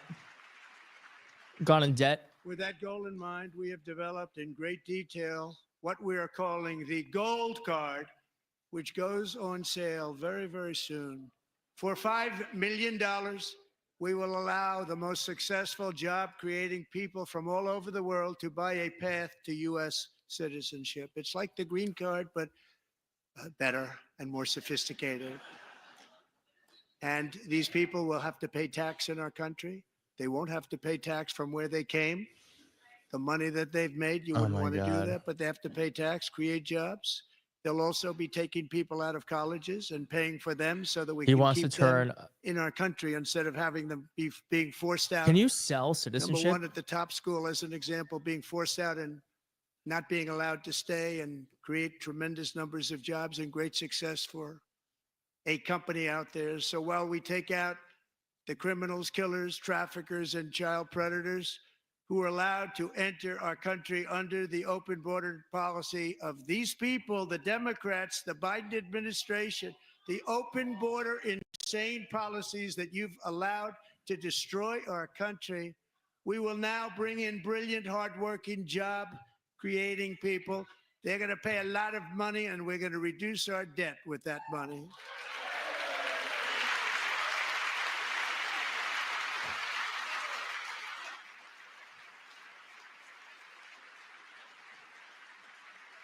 Americans have given us a mandate for bold and profound change.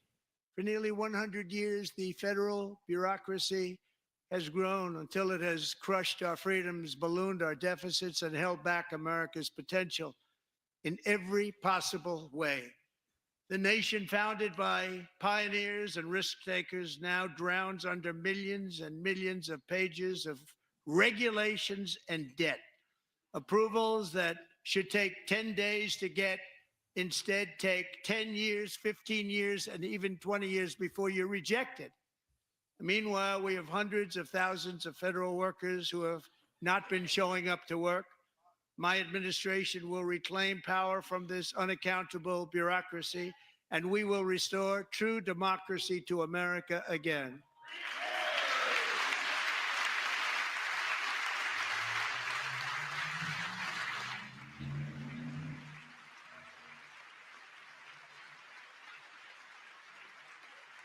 And any federal bureaucrat who resists this change will be removed from office immediately. Because we are draining the swamp. It's very simple. And the days of rule by unelected bureaucrats are over.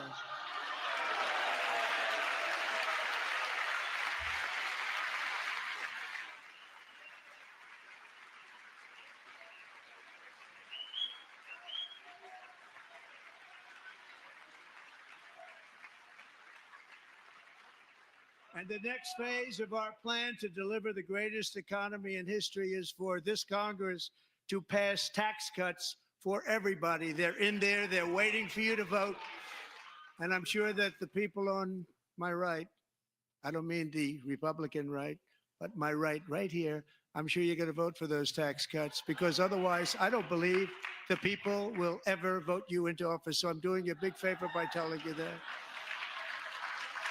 But I know this group is going to be voting for the tax. Oh my God. Billionaire giveaway. Boo. Boo. Man, I wish I were in there. It's a very, very big part of our plan. I'd be causing a Tremendous ruckus. Success in our first term with it. A very big part of our plan. We're seeking permanent income tax cuts all across the board. And to get urgently needed relief to Americans hit especially hard by inflation, I'm calling for no tax on tips, no tax on overtime, and no tax on Social Security benefits for our great seniors.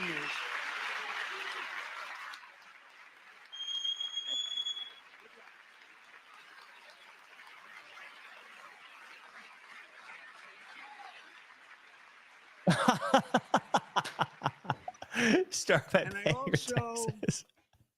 want to make interest payments on car loans tax deductible, but only if the car is made in America.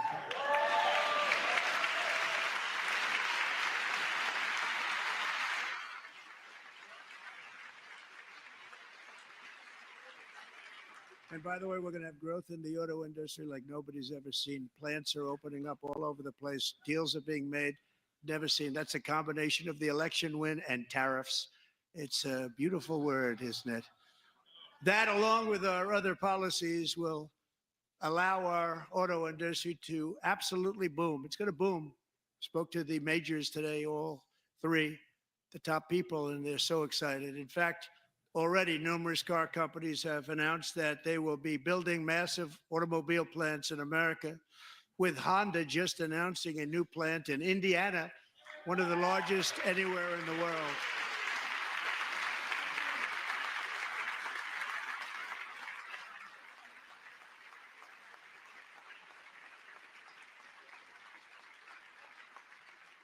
And this has taken place since our great victory on November 5th, a date which will hopefully go down as one of the most important in the history of our country.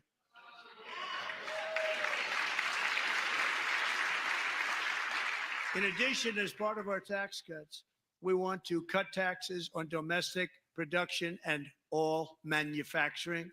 And just as we did before, we will provide 100% expensing. It will be retroactive to January 20th, 2025. And it was one of the main reasons why our tax cuts were so successful in our first term, giving us the most successful economy in the history of our country. First term. We had a great first term.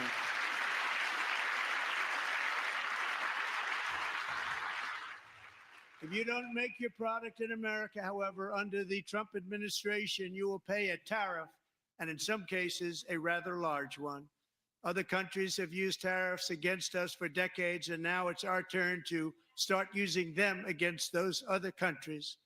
On average, the European Union, China, Brazil, India, Mexico, and Canada, have you heard of them? And countless other nations charge us tremendously higher tariffs than we charge them. It's very unfair. India charges us auto tariffs higher than 100%. China's average tariff on our products is twice what we charge them. And South Korea's average tariff is 4 times higher. Think of that, 4 times higher. And we give so much help militarily and in so many other ways to South Korea, but that's what happens. This is happening by friend and foe. This system is not fair to the United States and never was. And so on April 2nd, I wanted to make it April 1st, but I didn't want to be accused of April Fool's Day. That's not, just one day cost us a lot of money. But we're going to do it in April. He is I'm acting a very old. superstitious person. April 2nd, reciprocal tariffs kick in. And whatever they tariff us, other countries, we will tariff them. That's reciprocal, back and forth. Whatever they tax us, we will tax them. Shout out to Mimi. We love liberty. Non-monetary The tariffs concept and the daughter. to keep us out of their market, then we will do non-monetary barriers to keep them out of our market.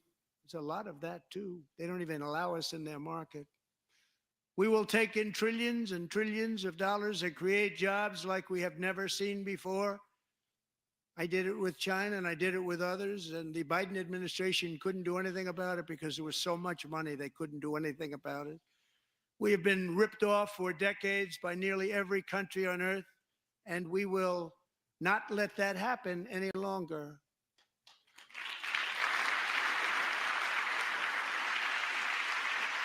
Yeah, y'all, isn't this boring? I think that's a best case scenario. It's just Much fucking has been boring. said over the last 3 months about Mexico and Canada, but we have very large deficits with both of them. But even more importantly, they've allowed fentanyl to come into our country at It's just levels like- never seen before, killing hundreds of thousands of our citizens and many very young, beautiful people, destroying families. Nobody's ever seen anything like it. They are, in effect, receiving subsidies of hundreds of billions of dollars. We pay subsidies to Canada and to Mexico of hundreds of billions of dollars, and the United States will not be doing that any longer. We're not going to do it any longer.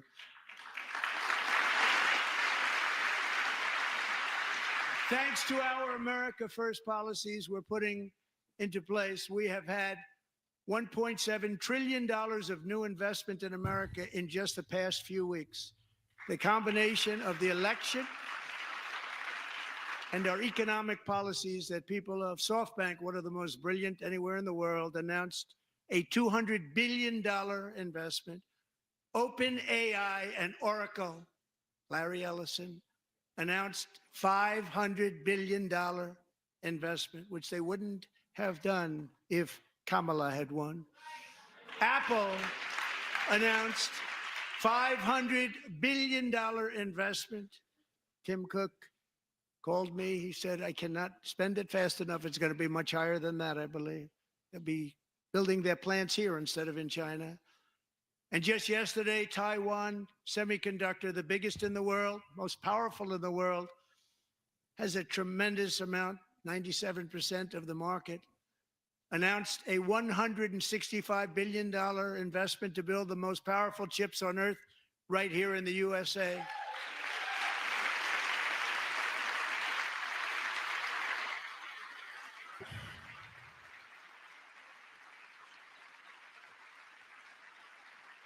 And we're not giving them any money. Your CHIPS Act is a horrible, horrible thing. We give hundreds of billions of dollars, and it doesn't mean a thing. They take our money and they don't spend it. All that meant to them, we're giving them no money. All that was important to them was they didn't want to pay the tariffs, so they came and they're building, and many other companies are coming. We don't have to give them money. We just want to protect our businesses and our people. And they will come because they won't have to pay tariffs if they build in America. So it's very amazing. You should get rid of the CHIP Act, and whatever's left over, Mr. Speaker, you should use it to reduce debt or any other reason you want to.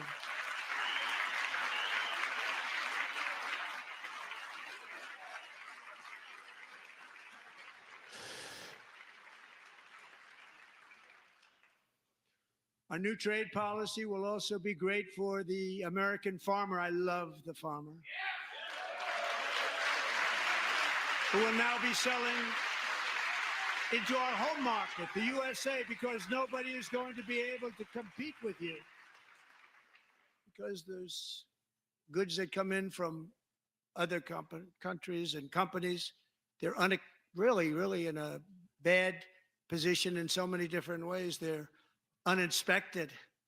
They may be very dirty and disgusting, and they come in and they pour in and they hurt our American farmers. The tariffs will go on agricultural product coming into America, and our farmers, starting on April 2nd, it may be a little bit of an adjustment period.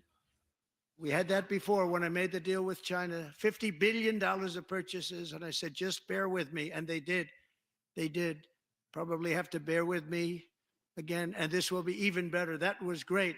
The problem with it was that Biden didn't enforce it. He didn't enforce it. $50 billion of purchases, and we were doing great, but Biden did not enforce it, and it hurt our farmers. But our farmers are going to have a field day right now. So to our farmers, have a lot of fun. I love you too. I love you too. It's all going to happen.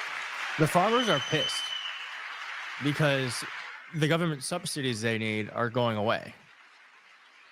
And I have also imposed a 25% tariff on foreign aluminum, copper, lumber, and steel, because if we don't have, as an example, steel and lots of other things, we don't have a military, and frankly, we just won't have a country very long.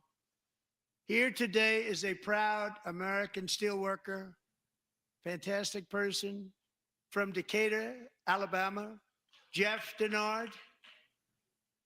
Has been working at the same steel plant for 27 years in a job that has allowed him to serve as the captain of his local volunteer fire department, raise 7 children with his beautiful wife, Nicole, and over the years provide a loving home for more than 40 foster children.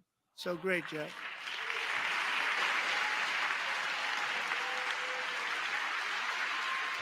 Boo. They all wear red ties. It's a cult. Thank you, Jeff.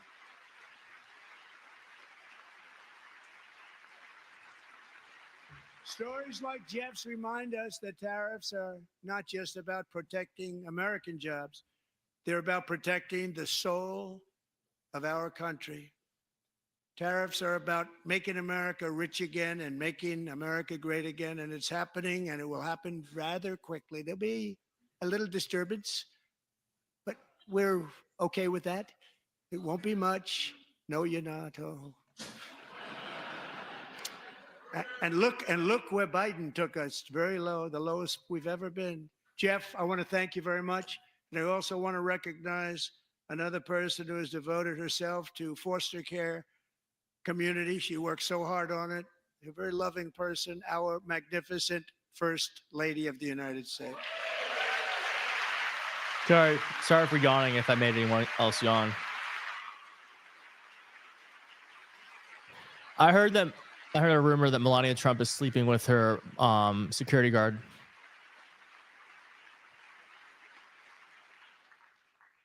Melania's work has yielded incredible results, helping prepare our nation's future leaders as they enter the workforce.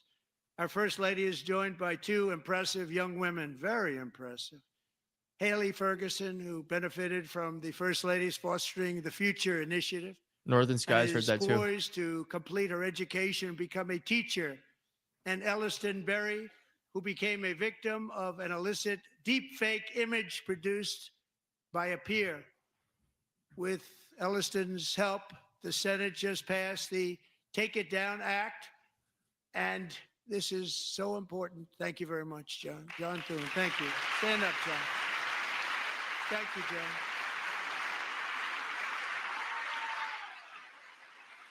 Thank you all very much.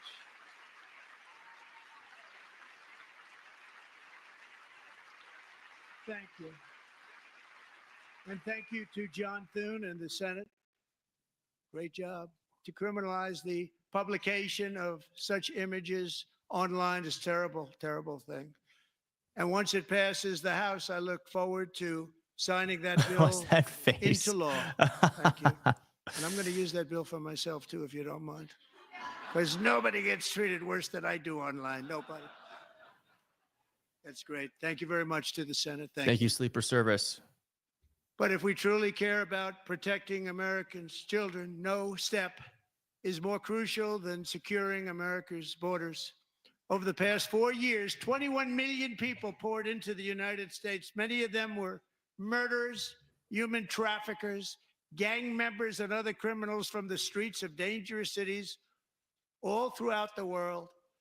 Because of Joe Biden's insane and very dangerous open border policies, they are now strongly embedded in our country, but we are getting them out and getting them out fast.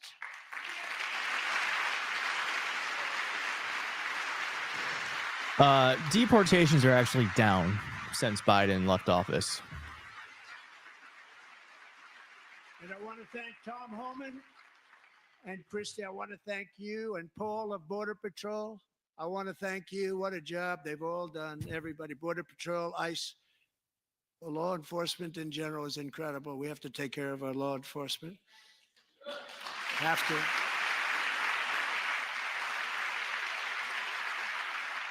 Last year,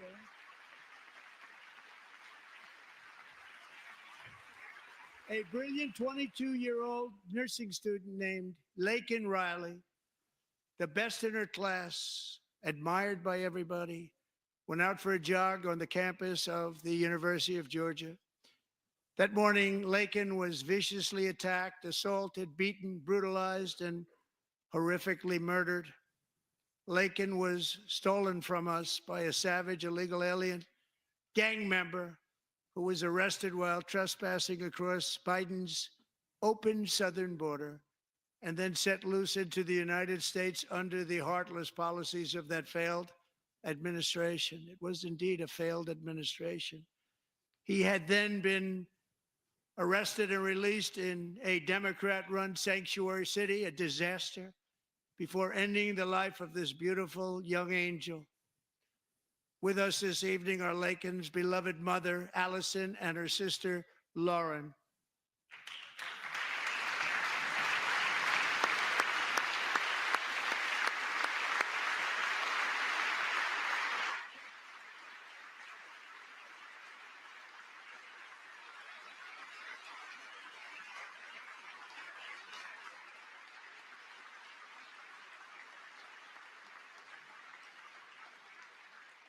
Last year, I told Laken's grieving parents that we would ensure their daughter would not have died in vain.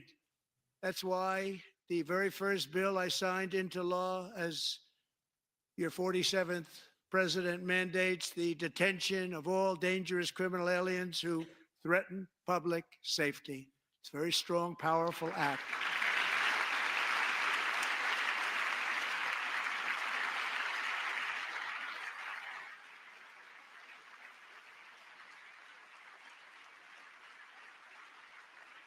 It's called the Laken-Riley Act. So Allison and Lauren, America will never, ever forget our beautiful Laken Hope Riley.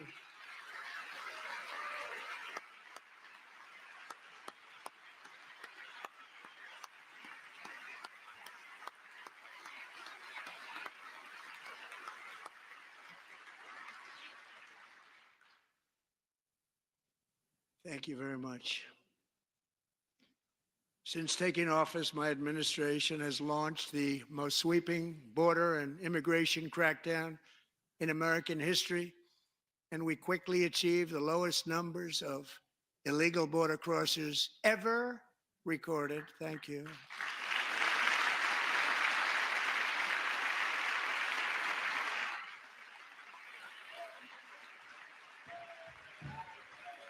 Oh my God.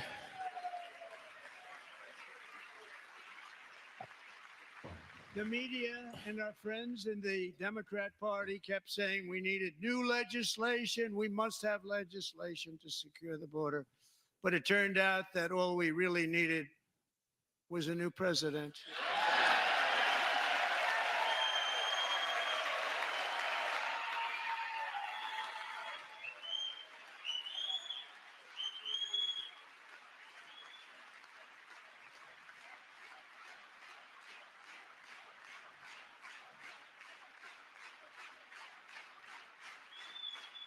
Thank you. Joe Biden didn't just open our borders, he flew illegal aliens over them to overwhelm our schools, hospitals, and communities throughout the country. Entire towns like Aurora, Colorado, and Springfield, Ohio, buckled under the weight of the migrant occupation and corruption like nobody's ever seen before. Thank you for the $50 secrecy. Oh my gosh. Now, just as I promised in my inaugural address, we are achieving the great liberation of America.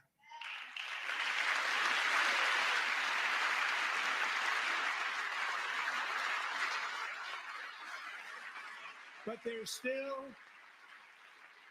is much work to be done. Here tonight is a woman I have gotten to know Alexis Nungary from Houston. Wonderful woman. Last June, Alexis's Wow. 12-year-old daughter, her precious Jocelyn, walked to a nearby convenience store. She was kidnapped, tied up, assaulted for 2 hours under a bridge, and horrifically murdered.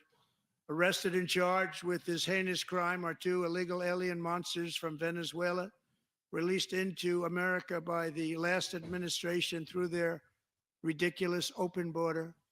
The death of this beautiful 12-year-old girl and the agony of her mother and family touched our entire nation greatly.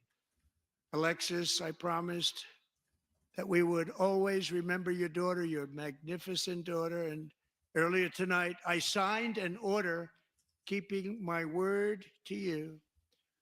One thing I have learned about Jocelyn is that she loved animals so much. She loved nature. Across Galveston Bay, from where Jocelyn lived in Houston, you will find a magnificent national wildlife refuge, a pristine, peaceful, 34,000-acre sanctuary for all of God's creatures on the edge of the Gulf of America. Alexis, That's right. Moments ago, I formally renamed that refuge in loving memory of your beautiful daughter, Jocelyn. So, Mr. Vice President, if you would, may I have the order?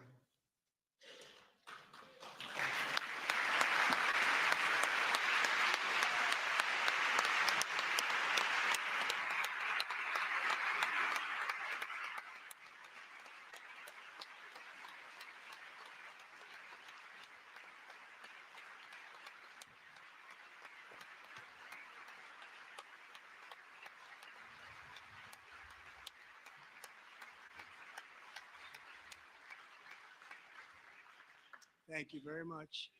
All 3 savages charged with Jocelyn and Lakin's murders were members of the Venezuelan prison gang, the toughest gang, they say, in the world, known as Tren de Aragua. 2 weeks ago, I officially designated this gang, along with MS-13 and the bloodthirsty Mexican drug cartels, as foreign terrorist organizations.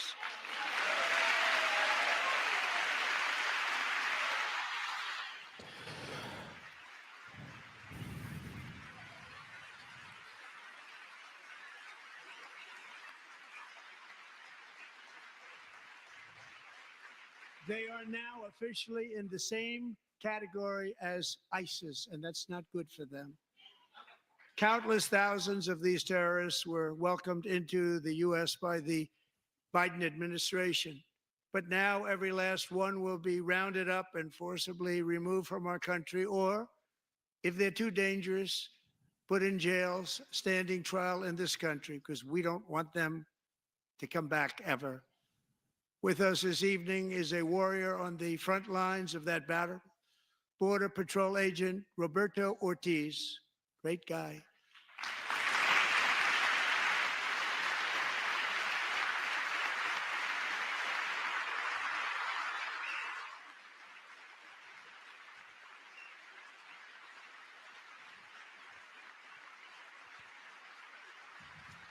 Chat, I'm gonna go get some more water. Oh my god, wait. I was just about to get water. Now this.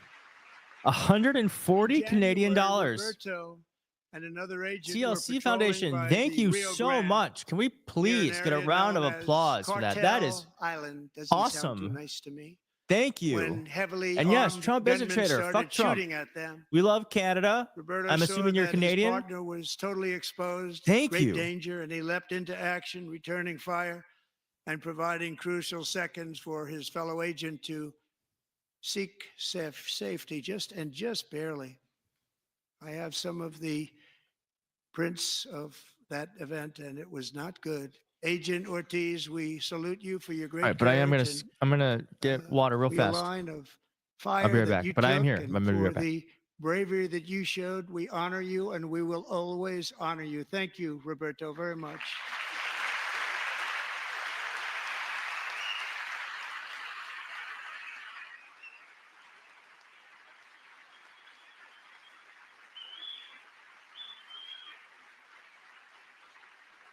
Thank you, Roberta.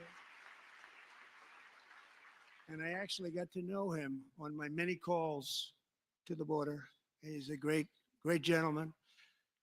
The territory to the immediate south of our border is now dominated entirely by criminal cartels that murder, rape, torture, and exercise total control. They have total control over a whole nation, posing a grave threat to our national security.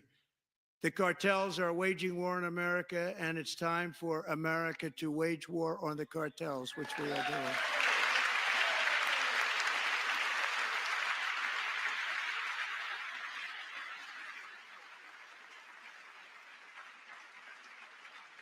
I'm back. 5 nights ago, Mexican authorities, Thank you again, because TLC. of our tariff policies being imposed on them, think of this, handed over to us 29 of the biggest cartel leaders in their country. That has never happened before. They want to make us happy.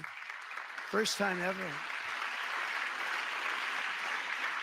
But we need Mexico and Canada to do much more than they've done, and they have to stop the fentanyl and drugs pouring into the USA. They're going to stop it. I have sent Congress a detailed funding request laying out exactly how we will eliminate these threats to protect our homeland and complete the largest deportation operation in American history, larger even than current record holder, President Dwight D. Eisenhower, a moderate man, but someone who believed very strongly in borders. Americans expect Congress to send me this funding without delay so I can sign it into law. So, Mr. Speaker, John Thune, both of you, I hope you're going to be able to do that, Mr. Speaker. Thank you. Mr. Leader, thank you. Thank you very much. And let's get it to me. I'll sign it so fast, you won't even believe it.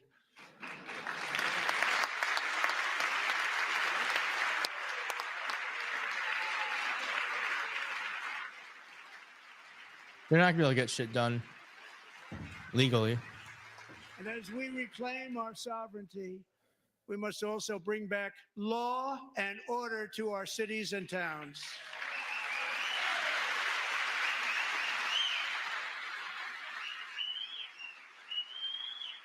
In recent years, our justice system has been turned upside down by radical left lunatics. Many jurisdictions virtually ceased enforcing the law against dangerous repeat offenders while weaponizing law enforcement against political opponents like me. My administration has acted swiftly and decisively to restore fair, equal, and impartial justice under the constitutional rule of law, starting at the FBI and the DOJ. Pam, good luck. Cash, wherever you may be, good luck. Good luck. Pam Bond. Good luck. So important. Going to do a great job. Cash, thank you. Thank you, Cash. Boo! Unqualified. Unqualified. Shannon asked, I'm tired. How much more of this mess? Very strong. They're gonna do I'm a tired too. fantastic job. You're going to be very proud of them.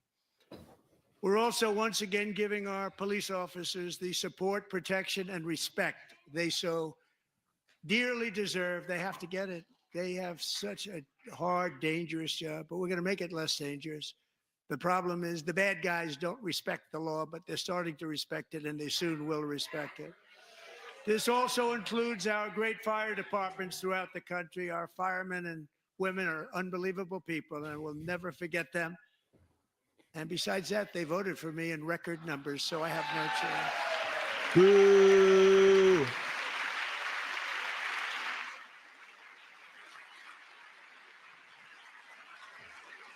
One year ago this month, 31-year-old New York police officer Jonathan Diller, unbelievably wonderful person. This is so boring. Officer, was gunned down at a traffic stop on Long Island. I went to his funeral.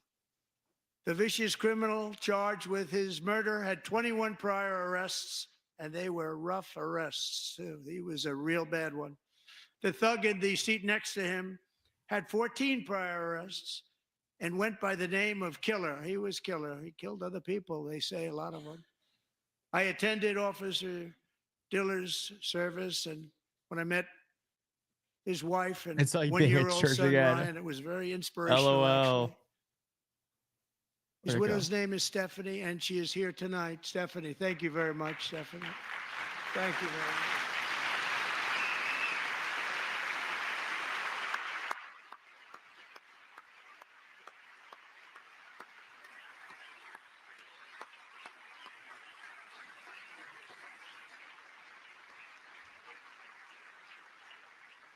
Stephanie, we're going to make sure that Ryan knows his dad was a true hero, New York's finest. And we're going to get these cold-blooded killers and repeat offenders off our streets, so we're going to do it fast. Got to stop it. They get out with 28 arrests. They push people into subway trains. They hit people over the head, back of the head with baseball bats. We got to get them out of here. I've already signed an executive order requiring a mandatory death penalty for anyone who murders a police officer. And tonight I'm asking Congress to pass that policy into permanent law. Unless, of course, you kill a police officer on January 6th, then you get pardoned.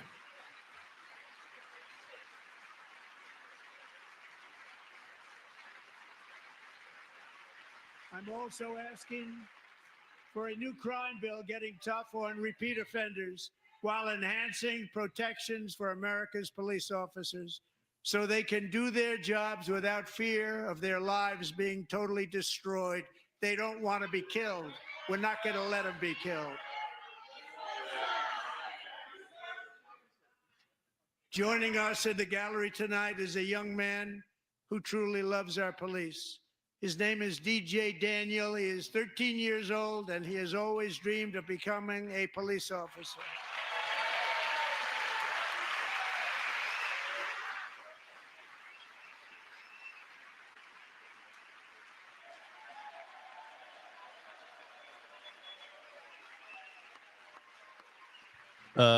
What?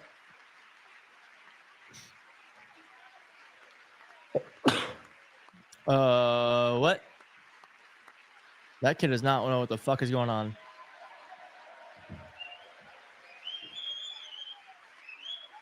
Disgusting.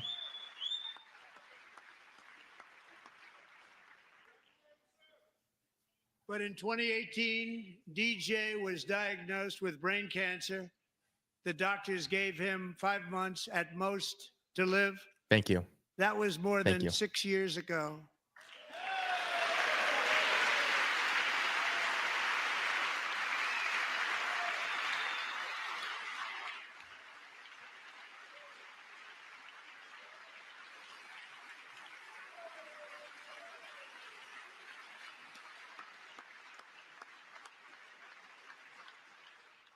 Since that time, DJ and his dad have been on a quest to make his dream come true, and DJ has been sworn in as an honorary law enforcement officer, actually a number of times. The police love him. The Oh my police God. departments love him. Sundowning. And tonight, DJ, we're going to do you the biggest honor of them all. I am asking our new Secret Service Director, Sean Curran, to officially make you an agent of the United States Secret Service.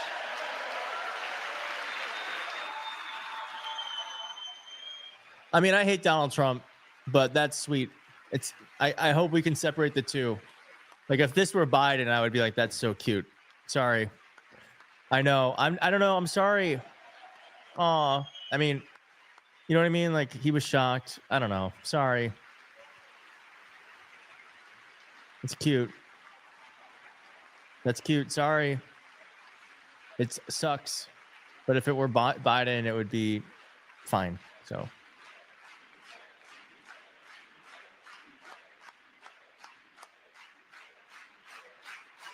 Big balls too. Thank you, DJ.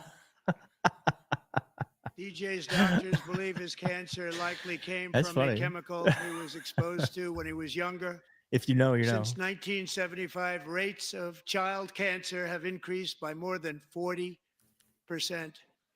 Reversing this trend is one of the top priorities for our new presidential commission to make America healthy again, chaired by our new Secretary of Health and Human Services, Robert F. Kennedy Jr. By the way, thank you to Chris Montgomery for becoming a member of the channel. Thank you so much, Chris. Welcome to the community. Thanks for joining.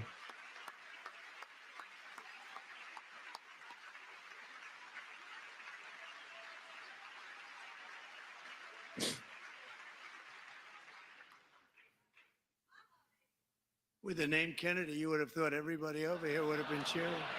How quickly they forget. Our goal is to get toxins out of our environment, poisons out of our food supply, and keep our children healthy and strong. As an example, not long ago, and you can't even believe these numbers, 1 in 10,000 children had autism, 1 in 10,000. And now it's 1 in 36.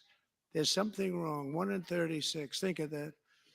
So we're going to find out what it is. Oh and my there's God. nobody better than Bobby and all of the people that are working with you. You have the best to figure out what is going on. What's Okay, going Bobby, on is good that we luck. just started It's a very important job. identifying Thank it better. What's unbelievably smoked cheese harvester next to the Mario clip JD vagina, LOL. The Pope might steal Trump's thunder by dying tonight. Reuters My administration live at is Vatican also doing the working world to show. Oh my protect our God. children from toxic I ideologies mean, it's terrible, in our but schools. A few years ago, January, let's stay tuned little on that. John and her husband discovered that their daughter's school had secretly socially transitioned their 13-year-old little girl. Teachers and administrators conspired to deceive January and her husband while encouraging her daughter to use a new name and pronouns. They, them pronoun, actually, all without telling January, who is here tonight and is now a courageous advocate against this form of child abuse. January, thank you. Thank you. Thank So you. brave. So brave. I'm so sorry. Your child want to use they, them pronouns. Oh my God. What a travesty. Thank you. Stories like Grow this up. are why, shortly after taking office, I signed an executive order banning public schools from indoctrinating our children with transgender ideology. How about just accepting your child? How about that? I also signed an order to cut off all taxpayer funding to any institution that engages in the sexual mutilation of our youth. That's literally not happening. There's like 6 child gender reassignment surgeries. To pass a bill permanently banning 6. and criminalizing sex changes on children and forever ending the lie that any child is trapped in the wrong body. This is a big lie.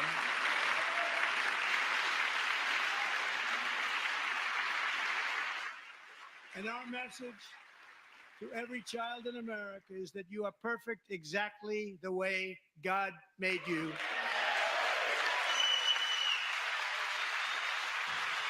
Man, this is dark.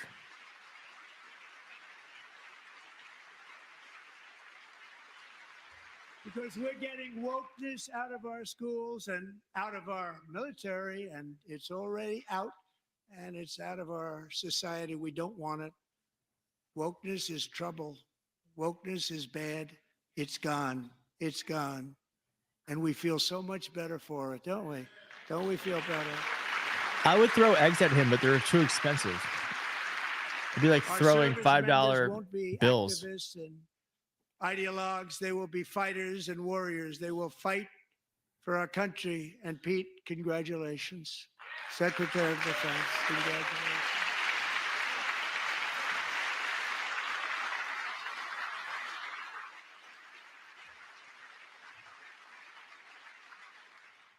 And he's not big into the woke movement, I can tell you. I know him well. I am pleased to report that in January, the U.S. Army had its single best recruiting month in 15 years and that all armed services are having among the best recruiting results ever in the history of our services. What a difference.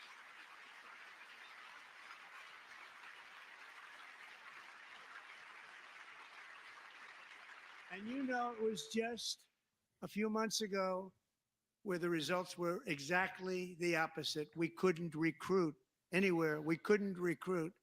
Now we're having the best results just about that we've ever had. What a tremendous turnaround. It's really a beautiful thing to see.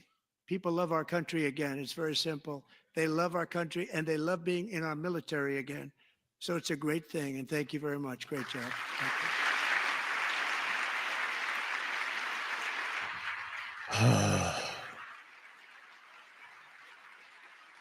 We're joined tonight by a young Bernie. man, Jason Hartley, who knows the weight of that call of duty.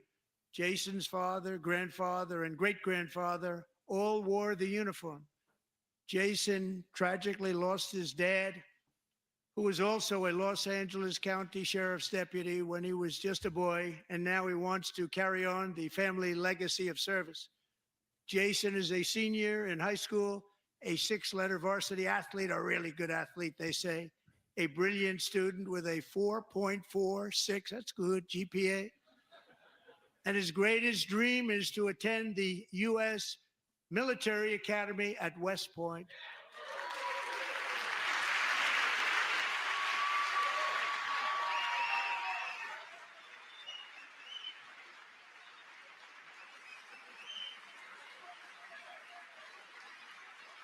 Okay.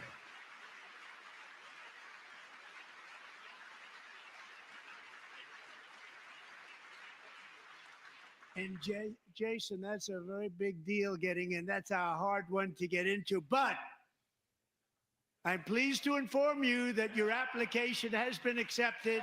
You will soon be joining the Corps of Cadets.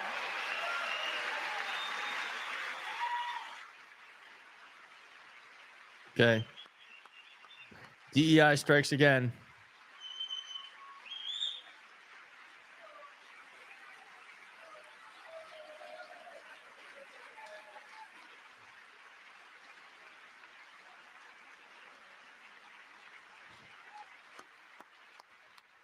MC, what do you mean by he's so good at politics? What do you mean? Thank you. Jason, you're going to be on the long gray line, Jason. As Commander-in-Chief, my focus is on building the most powerful military of the future. As a first step, I'm asking Congress to fund a state-of-the-art Golden Dome missile defense shield to protect our homeland, all made in the USA.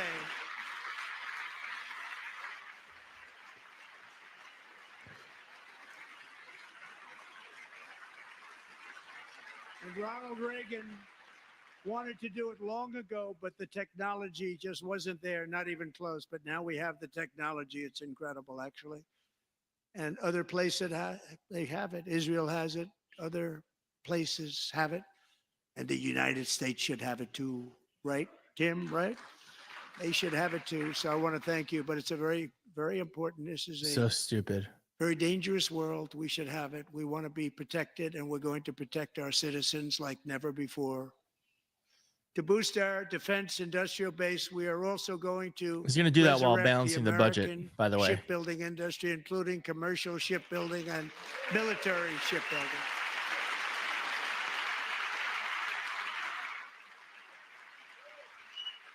And for that purpose, I am announcing tonight that we will create a new Office of Shipbuilding in the White House and offer special tax incentives to bring this industry home to America where it belongs. We used to make so many ships. We don't make them anymore very much, but we're going to make them very fast, very soon. It will have a huge impact. To further enhance our national security, my administration will be reclaiming the Panama Canal, and we've already started doing it.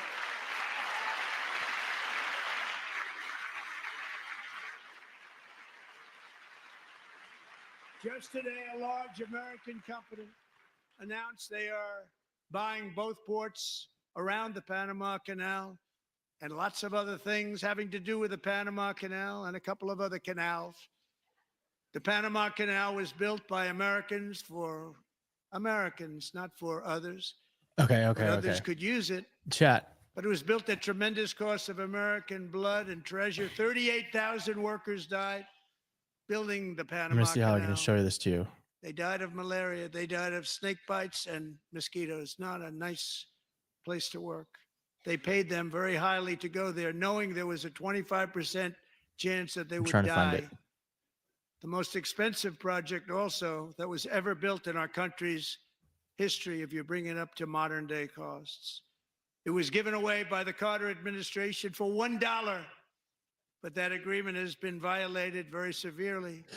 We didn't Do you want give to it pull away to from something China. real? You want to pull away from this and show gave it to show you Panama. We're what Donald taking it Trump has back. on his arm?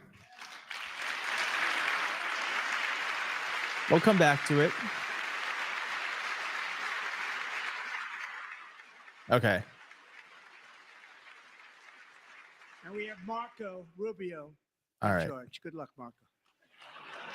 Now, Okay. we know who to blame if anything goes wrong. All right. Marco's been amazing, and he's going to do a great job. Okay. Bro shot out a tonsil stone. Are you seeing this? Bro shot out a tonsil stone. To stay and create tremendous numbers of jobs and great success. No!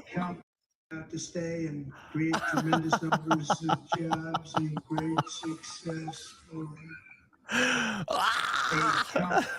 To stay and create tremendous. All right, we'll go back to the this this, but Great job. And I also have a message tonight for the incredible people of Greenland. ugh. We strongly support your right to determine your own future. And if you choose, we welcome you into the United States of America. We need Greenland for national security and even international security. And we're working with everybody involved to try and get it. But we need it really for international world Ugh. security. And I think we're going to get it one way or the other. I'm gonna make a video on that. We will keep you safe. We will make you rich, and together we will take Greenland to heights like you have never thought possible before. It's a very small population, but very, very large piece of land and very, very important for military security. America is once again standing strong against the forces of radical Islamic terrorism. 3.5 years ago, ISIS terrorists killed 13 American service members and countless others in the Abbey Gate bombing during the disastrous and incompetent withdrawal from Afghanistan.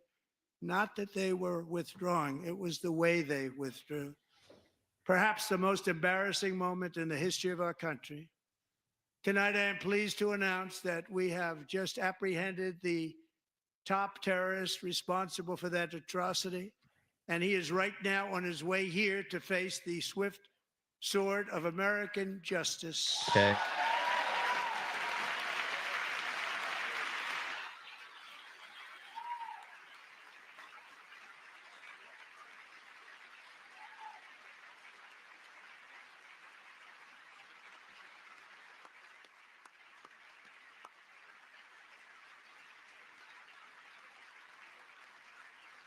And I want to thank especially the government of Pakistan for helping arrest this monster.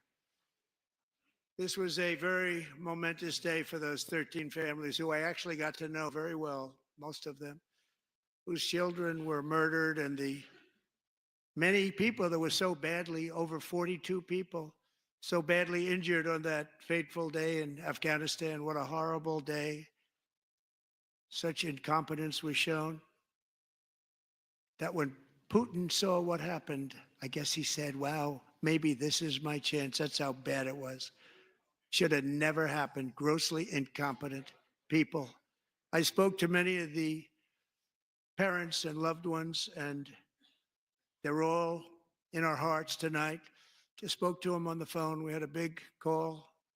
Every one of them called, and everybody was on the line, and they did nothing but cry with happiness. They were very happy, as happy as you can be under those circumstances. Their child brother, sister, son, daughter was killed for no reason whatsoever.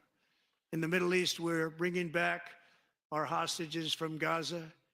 In my first term, we achieved one of the most groundbreaking peace agreements in generations, the Abraham Accords.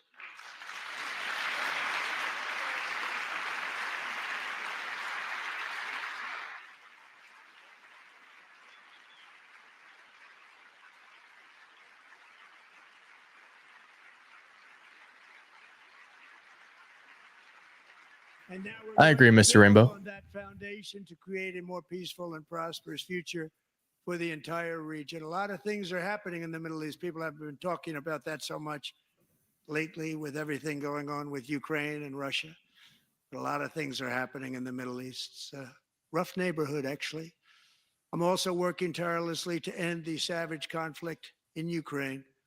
Millions of Ukrainians and Russians have been needlessly killed or wounded in this horrific and brutal conflict with no end in sight.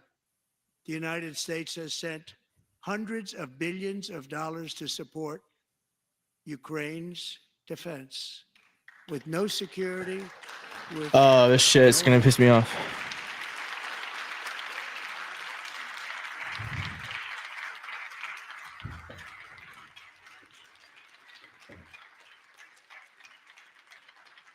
Are Democrats clapping that? Keep it going for another 5 years? Yeah, you would say Pocahontas says yes.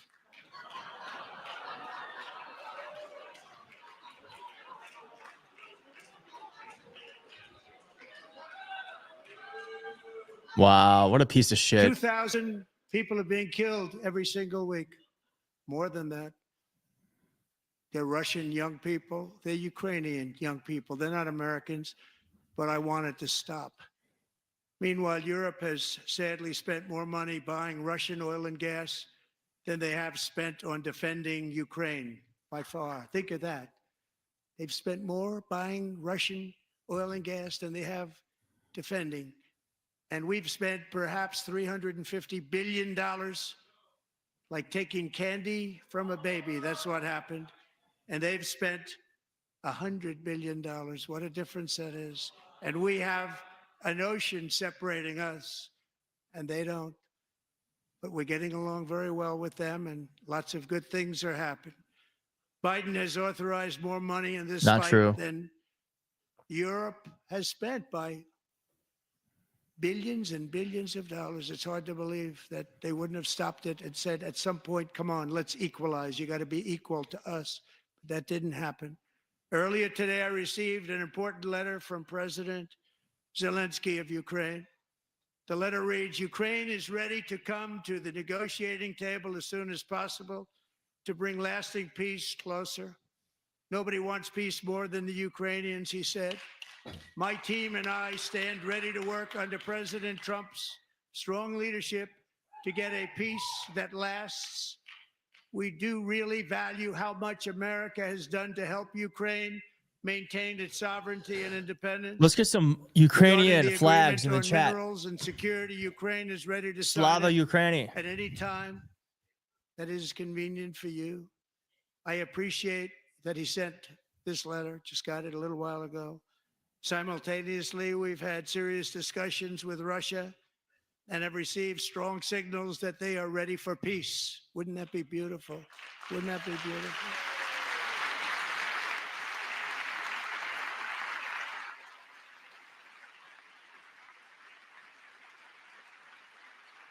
Thank you. Yes, glory to Ukraine. That's fucking right. Wouldn't that be beautiful?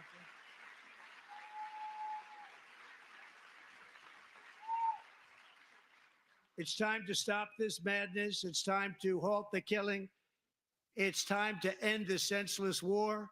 If you want to end wars, you have to talk to both sides. Nearly 4 years ago, amid rising tensions, a history teacher named Mark Fogel was detained in Russia and sentenced to 14 years in a penal colony. Rough stuff.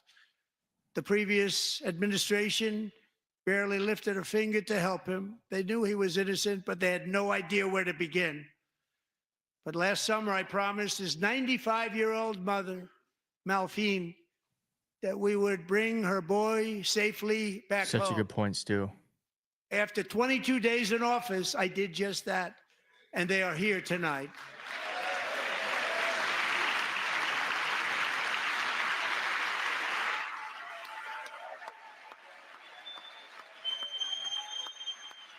Bernie Sanders has walked out of the House chamber. Chris Van Hollen has walked out of the House chamber.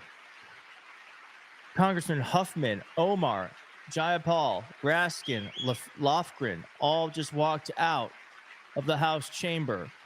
Pokin and Doggett have just walked out of the House chamber. Hell yeah. To Mark and his great mom, we are delighted to have you safe and sound and with us. As fate would have it, Mark Fogel was born in a small rural town in Butler, Pennsylvania. Have you heard of it?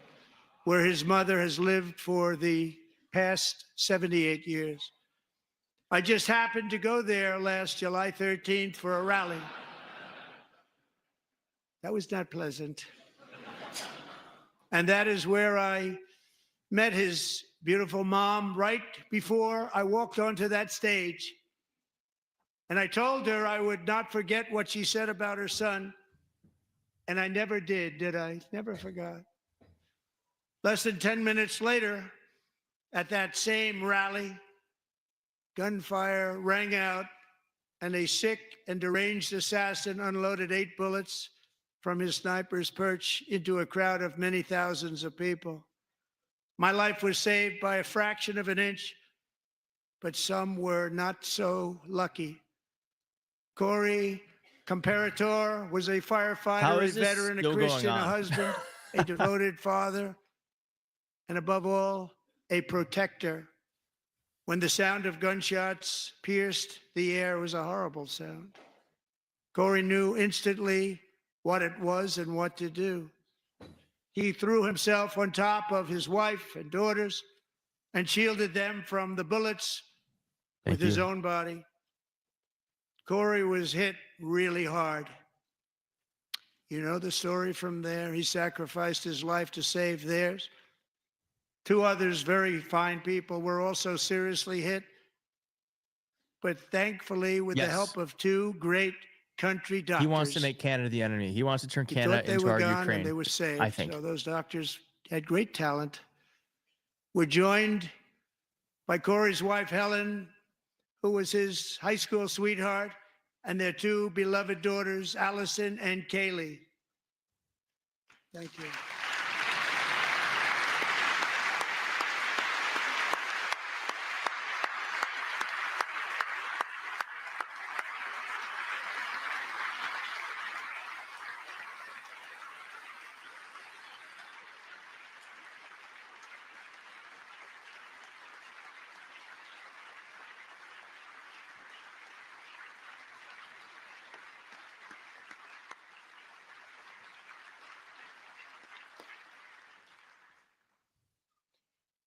To Helen, Allison, and Kaylee, Corey is looking down on his 3 beautiful ladies right now, and he is cheering you on. He loves you. He is cheering you on. Corey was taken from us much too soon, but his destiny was to leave us all with a shining example of the selfless devotion of a true American patriot. It was love like Corey's that built our country, and it's love like Corey's that is going to make our country more majestic than ever before. I believe that my life was saved that day in Butler for a very good reason. I was saved by God to make America great again. I believe that. Get over it. Get over it. Go to therapy. Go to therapy. Men will literally do anything besides go to therapy. They will become a dictator instead of just simply going to therapy. Thank you very much. From the patriots of Lexington and Concord to the heroes of Gettysburg and Normandy, from the warriors who crossed the Delaware to the trailblazers who climbed the Rockies, and from the legends who sword at Kitty Hawk, to the astronauts who touched the moon. Americans have always been the people who defied all odds, transcended all dangers, made the most extraordinary sacrifices, and did whatever it took to defend our children, our country, and our freedom.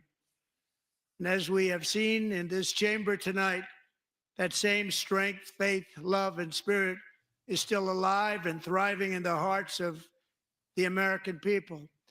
Despite the best efforts of those who would try to censor us, silence us, break us, destroy us, Americans are today a proud, free, sovereign, and independent nation that will always be free, and we will fight for it till death. We will never let anything happen to our beloved country, because we are a country of doers, dreamers, fighters, and survivors. Our ancestors crossed a vast ocean, strode into the unknown wilderness, and carved their fortunes from the rock and soil of a perilous and very dangerous frontier. They chased our destiny across a boundless continent. They built the railroads, laid the highways, and graced the world with American marvels like the Empire State Building, the mighty Hoover Dam, and the towering Golden Gate Bridge. They lit the world with electricity, broke free of the force of gravity. Is it over yet? Fired up the engines of American industry, vanquished the communists, fascists, and Marxists all over the world, and gave us countless modern wonders sculptured out of iron, glass, and steel. We stand on the shoulders of these pioneers who won and built the modern age. These workers who poured their sweat into the skylines of our cities. These warriors who shed their blood on fields of battle and gave everything they had for our rights and for our freedom. Now it is our time to take up the righteous cause of American liberty. And it is our turn to take America's destiny into our own hands and begin the most thrilling days in the history of our country. This will be our greatest era. With God's help, over the next 4 years, we are going to lead this nation even higher, and we are going to forge the freest, most advanced, most dynamic, and most dominant civilization ever to exist on the face of this earth. We are going to create the highest quality of life, build the safest and wealthiest and healthiest and most vital communities anywhere in the world. We are going to conquer the vast frontiers of science, and we are going to lead humanity into space and plant the American flag on the planet Mars and even far beyond.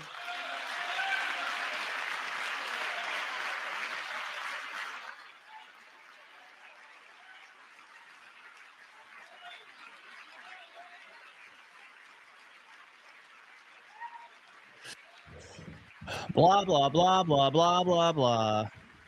And through it all, we are going to rediscover the unstoppable power of the American spirit. And we are going to renew unlimited promise of the American dream.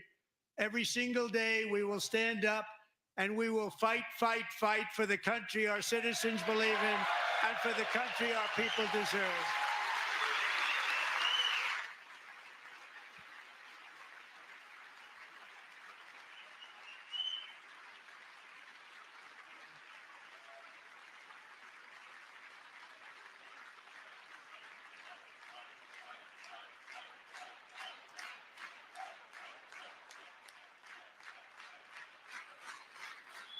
My fellow Americans, get ready for an incredible future, because the golden age of America has only just begun.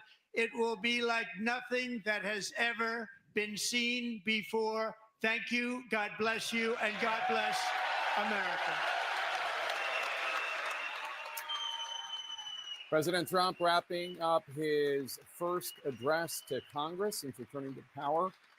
In moments, we're going to hear the Democratic response from Senator Alyssa Democratic Slotkin response of Michigan. Do you want to watch the Democratic response? It was, in or some should we go to ways, bed? a campaign speech almost. Very, if one thinks that normally State Yes. of Union addresses, joint addresses to Congress end up being kind of laundry lists of legislation. Yes. All right. We're that staying a on. We're president staying wants, this was quite different in many respects. I am, however, muting this in the meantime. Okay. All right, chat. We sat through 2 hours of our life we will never get back. Thank you for joining me while we wait for this Democratic response by Elisa Slotkin. I am wondering, how did you feel about the speech? I'm going to give you my fast reaction to this. Is that I actually don't think it was as demented as it could have been. That is my silver lining. What are you thinking? True, McMack. 99% lies. Okay, the school book suppository says negative 12 out of 10. Holy shit! Just negative 12. It's negative 12. Mr. Rainbow was a dictator's speech. Okay. Michelle says awful, self-centered babbling. Well, yeah. Well, that's any Donald Trump public appearance. But yes, especially on this one. Oh my God, Lauren Boebert. Blah. We'll never get rid of her. All right. This. Let's see.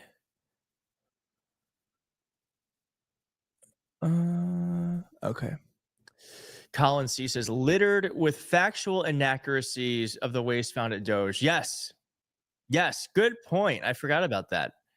That was awful. I guess that's so interesting is that we're just so used to how awful he is and the lies he says that we really have been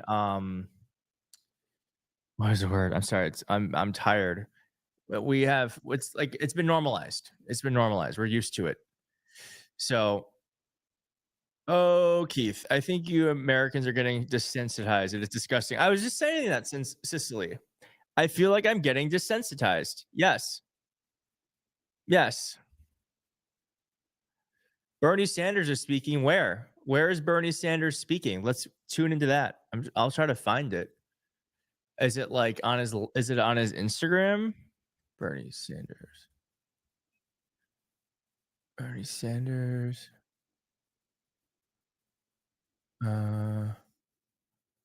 see here. I'm not seeing it. Yes, Bernie. Well, can someone let me know where? Slotkin can honestly F off with her anti-trans garbage. Not interested to hear her. Okay, well, I don't know if she's anti-trans. I don't think she's anti-trans.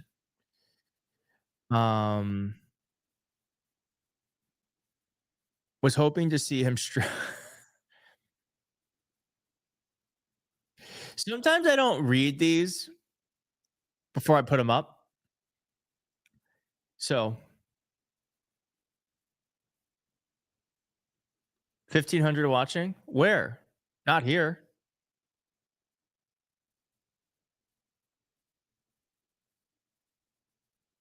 His Insta. Is it Bernie's Insta? All right. I'm trying to find it.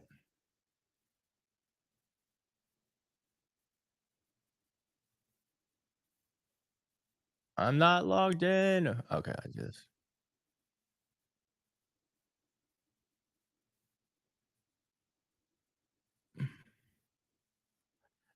Come on. Log me in to Instagram. Oh my God. I don't see him. He's not live. Nope. On his YouTube channel. Okay. YouTube. All right. Holy shit. 180,000 people are watching Roland Martin. Holy shit.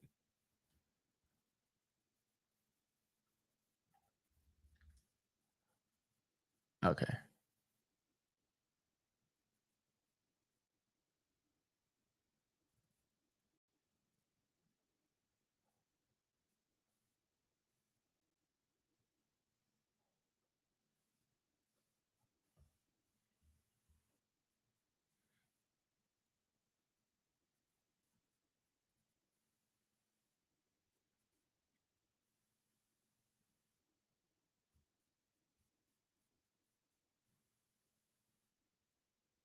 No audio.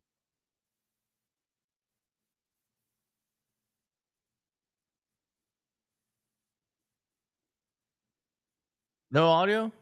Oh. Facing the working class of fixed this it. country. I fixed it. Think back 6 weeks ago when Trump was inaugurated for his second term as president, just 6 weeks ago. Standing right behind him were the three wealthiest men in this country, Mr. Musk, Mr. Bezos, and Mr. Zuckerberg. And standing behind them were 13 other billionaires who Trump had nominated to head major government agencies. Many of these same billionaires, including Musk, were in the Capitol tonight listening to that speech. In other words, it is there for all to see. Welcome. The Trump administration is not hiding it. The Trump administration is a government of the billionaire class, by the billionaire class, and for the billionaire class. Notwithstanding some of their rhetoric, this is a government that could care less about ordinary Americans and the working families of our country. My friends, we are no longer moving toward oligarchy. We are living in an oligarchic society. Word. Now let's take a moment and try to escape from Trump's parallel universe, the universe that you heard tonight. This is And good. let's do something really, really radical. This is good. Let's actually take a hard look at the problems that Americans are facing. Today, 60% of Americans are living paycheck to paycheck. Unlike Trump, I grew up in a family that lived paycheck to paycheck, and I know something about that reality. It means that every day, millions of Americans worry about how they're going to pay their rent, pay for childcare, pay for a doctor's visit when they get sick. They worry about what happens when their car breaks down and they can't afford the $1,000 it costs to get it fixed. And what happens when they can't get to work because they don't have a car. They worry about how they can afford to buy healthy food for their kids when the price of food is off the charts. Funny? I heard Trump speaking for 90 minutes tonight. I didn't hear one word from him about the economic reality facing 60% of our people. This is the or message, the enormous stress This that is they the are message. living under. 90-minute speech, not one word about the economic reality facing American workers. But that's not all. Today in America, everyone knows that our healthcare system is broken. It is dysfunctional, and it is outrageously expensive. We remain the only wealthy nation on earth not to guarantee health care for all. Yes. Mr. President, you really want to make America great again? Then make sure that every American, regardless of income, can go to a doctor or a hospital and not worry about how they're going to pay the bills. President Trump, health care is a human right. Yes. I didn't hear one word from you, not one word. Over 90-minute speech, not one word from you about the healthcare crisis that is impacting many, many millions of our people. Holy shit. Nor did I hear you say why we pay by far the highest prices in the world for prescription drugs, sometimes 10 times more than the people in other countries, and why 1 out of 4 Americans are unable to afford the prescriptions their doctors prescribe. Out of 4. Not one word about the outrageously high cost of prescription drugs. Mr. President, we have nearly 800,000 Americans who are homeless. Over 20 million of our people spend more than half of their limited income on housing. This is the message. We have a major housing crisis in America. Everyone knows it, apparently, except you. Because in your speech tonight, I didn't hear you mention the housing crisis. Today in America, we have more income and wealth inequality than we've ever had. 3 richest people in America, the folks Trump invited to stand behind him at his inauguration, now own more wealth than the bottom half of our society, $170 million Americans. Did believes in the presidency of William McKinley and ascribes all the successes during that period of Where is she? economic growth in the late 18th century or late 19th century, early 20th this is CNN. century to the tariffs, although economic experts will tell you, economists will say, there were a lot of reasons, including immigration and the Industrial Revolution. I'm But looking. he really seems to believe in tariffs as an achievement unto itself. Oh, it's here.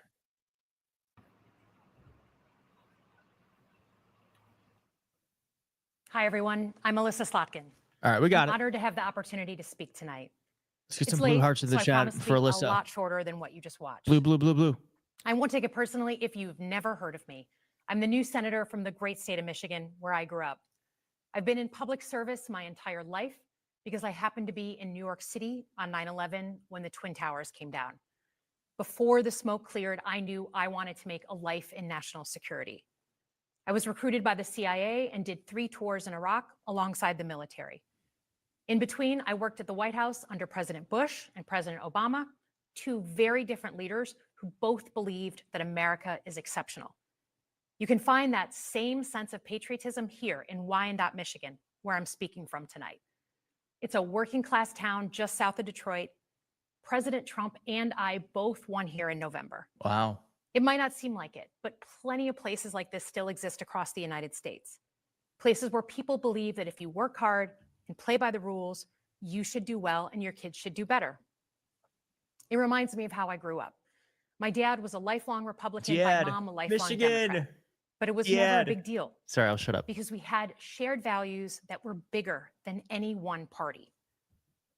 We just went through another fraught election season. Americans made it clear that prices are too high and that the government needs to be more responsive to their needs. America wants change, but there's a responsible way to make change and a reckless way. And we can make that change without forgetting who we are as a country and as a democracy. So that's what I'm going to lay out tonight.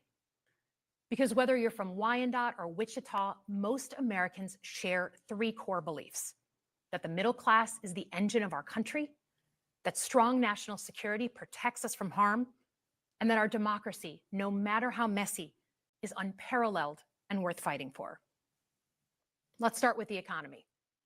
Michigan literally invented the middle class, the revolutionary idea that you could work at an auto plant and afford the car you were building. That's the American dream. And in order to expand and protect the middle class, we have to do a few basic things. We need to bring down the price of things we spend the most money on: groceries, housing, healthcare. We need to make more things in America with good-paying union jobs and bring our supply chains back home from places like China. We need to give American businesses the certainty they need to invest and create the jobs of the future. And we need a tax system that's fair for people who don't happen to make $1 billion. Look, the president talked a big game on the economy, but it's always important to read the fine print. So, do his plans actually help Americans get ahead? Not even close. President Trump is trying to deliver an unprecedented giveaway to his billionaire friends. He's on the hunt to find trillions of dollars to pass along to the wealthiest in America. And to do that, he's going to make you pay in every part of your life. Grocery and home prices are going up, not down, and he hasn't laid out a credible plan to deal with either of those. His tariffs on allies like Canada will raise prices on energy, lumber, and cars, and start a trade war that will hurt manufacturing and farmers. Your premiums and prescriptions will cost more because the math on his proposals doesn't work without going after your health care. Meanwhile, for those keeping score, the national debt is going up, not down. And if he's not careful, he could walk us right into a recession. And one more thing. In order to pay for his plan, he could very well come after your retirement, the Social Security, Medicare, and VA benefits you worked your whole life to earn. The president claims he won't, but Elon Musk just called Social Security the biggest Ponzi scheme of all time. While we're on the subject of Elon Musk, is there anyone in America who is comfortable with him and his gang of 20-year-olds using their own computer servers to poke through your tax returns, your health information, and your bank accounts? No oversight, no protections against cyber attack, no guardrails on what they do with your private data. We need a more efficient government. You want to cut waste? I'll help you do it. But change doesn't need to be chaotic or make us less safe. The mindless firing of people who work to protect our nuclear weapons, keep our planes from crashing, and conduct the research that finds the cure for cancer, only to rehire them 2 days later, no CEO in America could do that without being summarily fired. Okay, so we've talked about economic security. How about national security? Let's start with the border. As someone who spent my whole career protecting our homeland, every country deserves to know who and what is coming across its border, period. Democrats and Republicans should all be for that. But securing the border without actually fixing our broken immigration system is dealing with the symptom and not the disease. America is a nation of immigrants. We need a functional system keyed to the needs of our economy that allows vetted people to come and work here legally. So I look forward to the president's plan on that. Because here's the thing, today's world is deeply interconnected. Migration, cyber threats, AI, environmental destruction, terrorism. One nation cannot face these issues alone. We need friends in all corners, and our safety depends on it. President Trump loves to say peace through strength. That's actually a line he stole from Ronald Reagan. But let me tell you, after the spectacle that just took place in the Oval Office last week, Reagan must be rolling in his grave. We all want an end to the war in Ukraine, but Reagan understood that true strength required America to combine our military and economic might with moral clarity. And that scene in the Oval Office wasn't just a bad episode of reality TV. It summed up Trump's whole approach to the world. He believes in cozying up to dictators like Vladimir Putin and kicking our friends like the Canadians in the teeth. He sees American leadership as merely a series of real estate transactions. As a Cold War kid, I'm thankful it was Reagan and not Trump in office in the 1980s. Trump would have lost us the Cold War.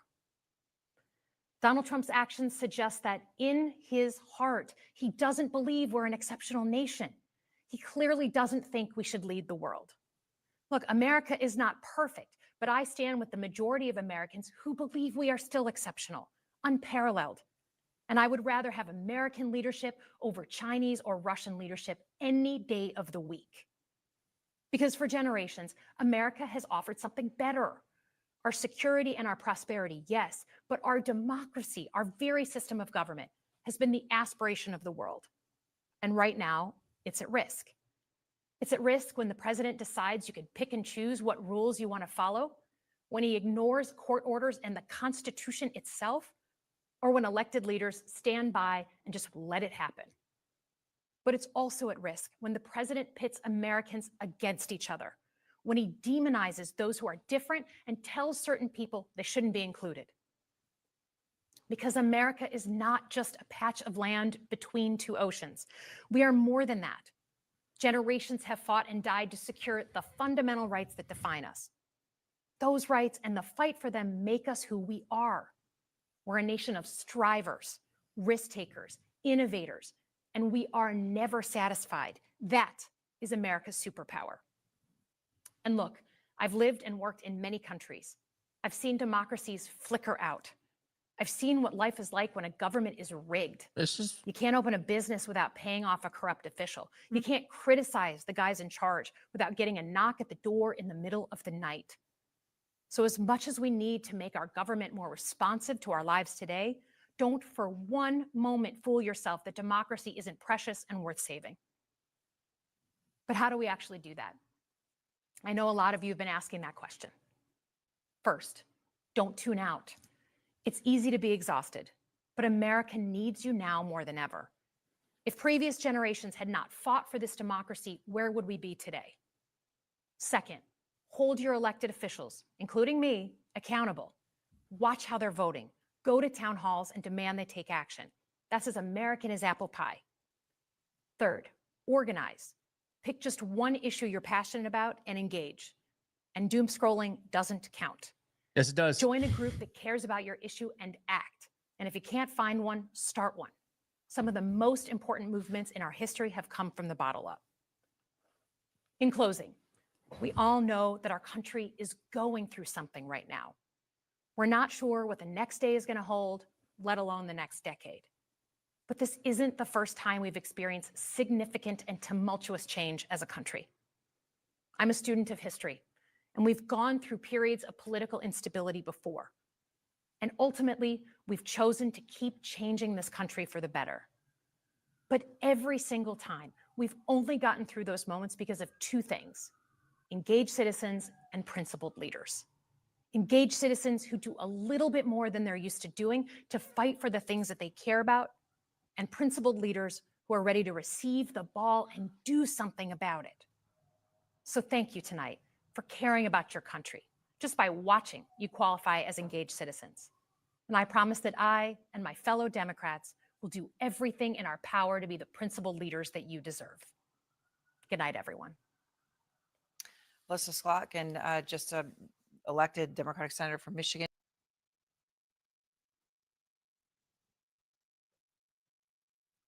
Okay. Thoughts?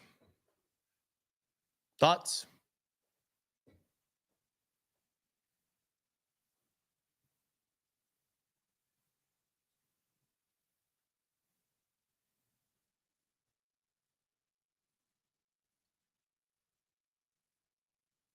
Yeah. Should have ended with Bernie. I like Bernie's speech. I thought it was like hitting. I mean, he is an old man, but I don't know, man. I'm just going to say this. Maybe someone important will watch this and see it. Maybe they'll watch the whole live stream. Maybe they're watching right now. It's not complicated. It's not complicated. Democrats are too in their heads. They overcomplicate things. They think that if they give people their 12-point plan that is going to make their lives better, that Americans are going to realize that's the perfect plan. I'm going to go with that. Clearly, they know what they're talking about. That's not how this works. That's not how this works. People don't care about your plans, okay? People want to know you understand how they feel. They want to know that you can see them. They want to know that their leaders aren't talking at them, but to them, that they're listening.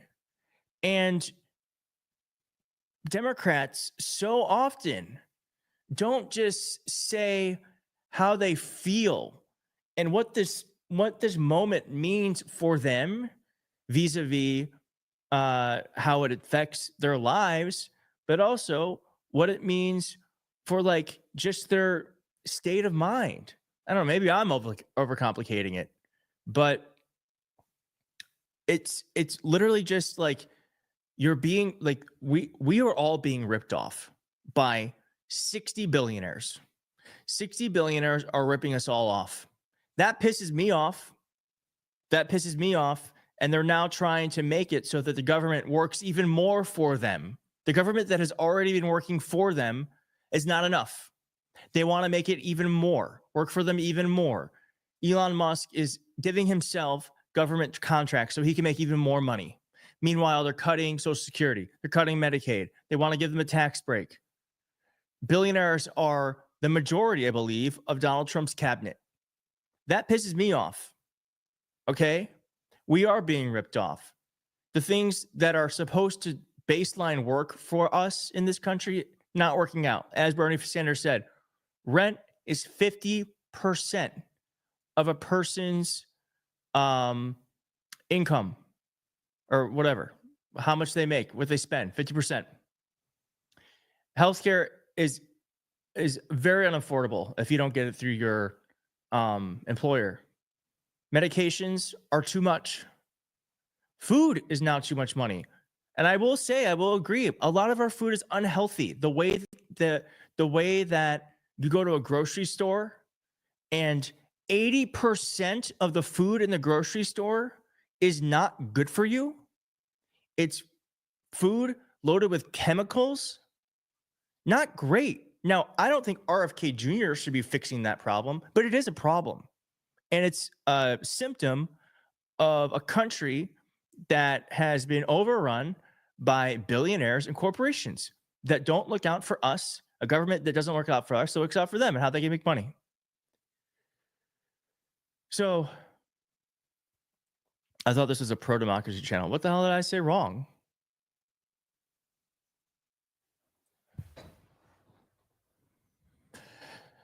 All right, well,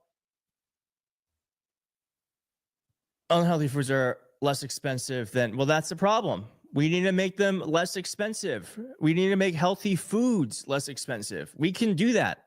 We're America. I believe we can do that. I believe we can solve a lot of problems. I don't think making unhealthy foods more accessible is it. So they're literally trying to turn a yeah.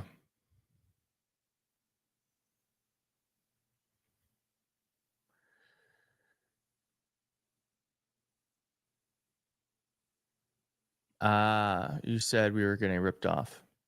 Yeah. Got it. I mean, like the billionaires are ripping us off.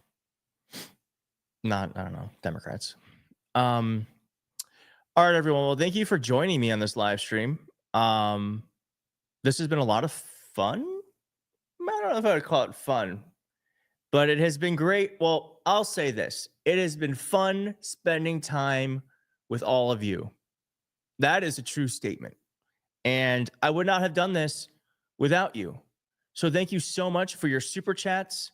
Thank you for your likes. Thank you for all of your comments and for keeping the chat alive, for allowing us to like share in a community during a dark time. I really do think the way you get through something is not by yourself, but when you do it with other people, not only does it make you stronger, I think it makes it a little less scary and a little easier to process. So I am very tired. I don't even think I'm speaking well anymore. I have been up since 7:30 in the morning, which maybe is not early for a lot of people. For me, that's early. And I've been working nonstop since. So I'm going to go to bed.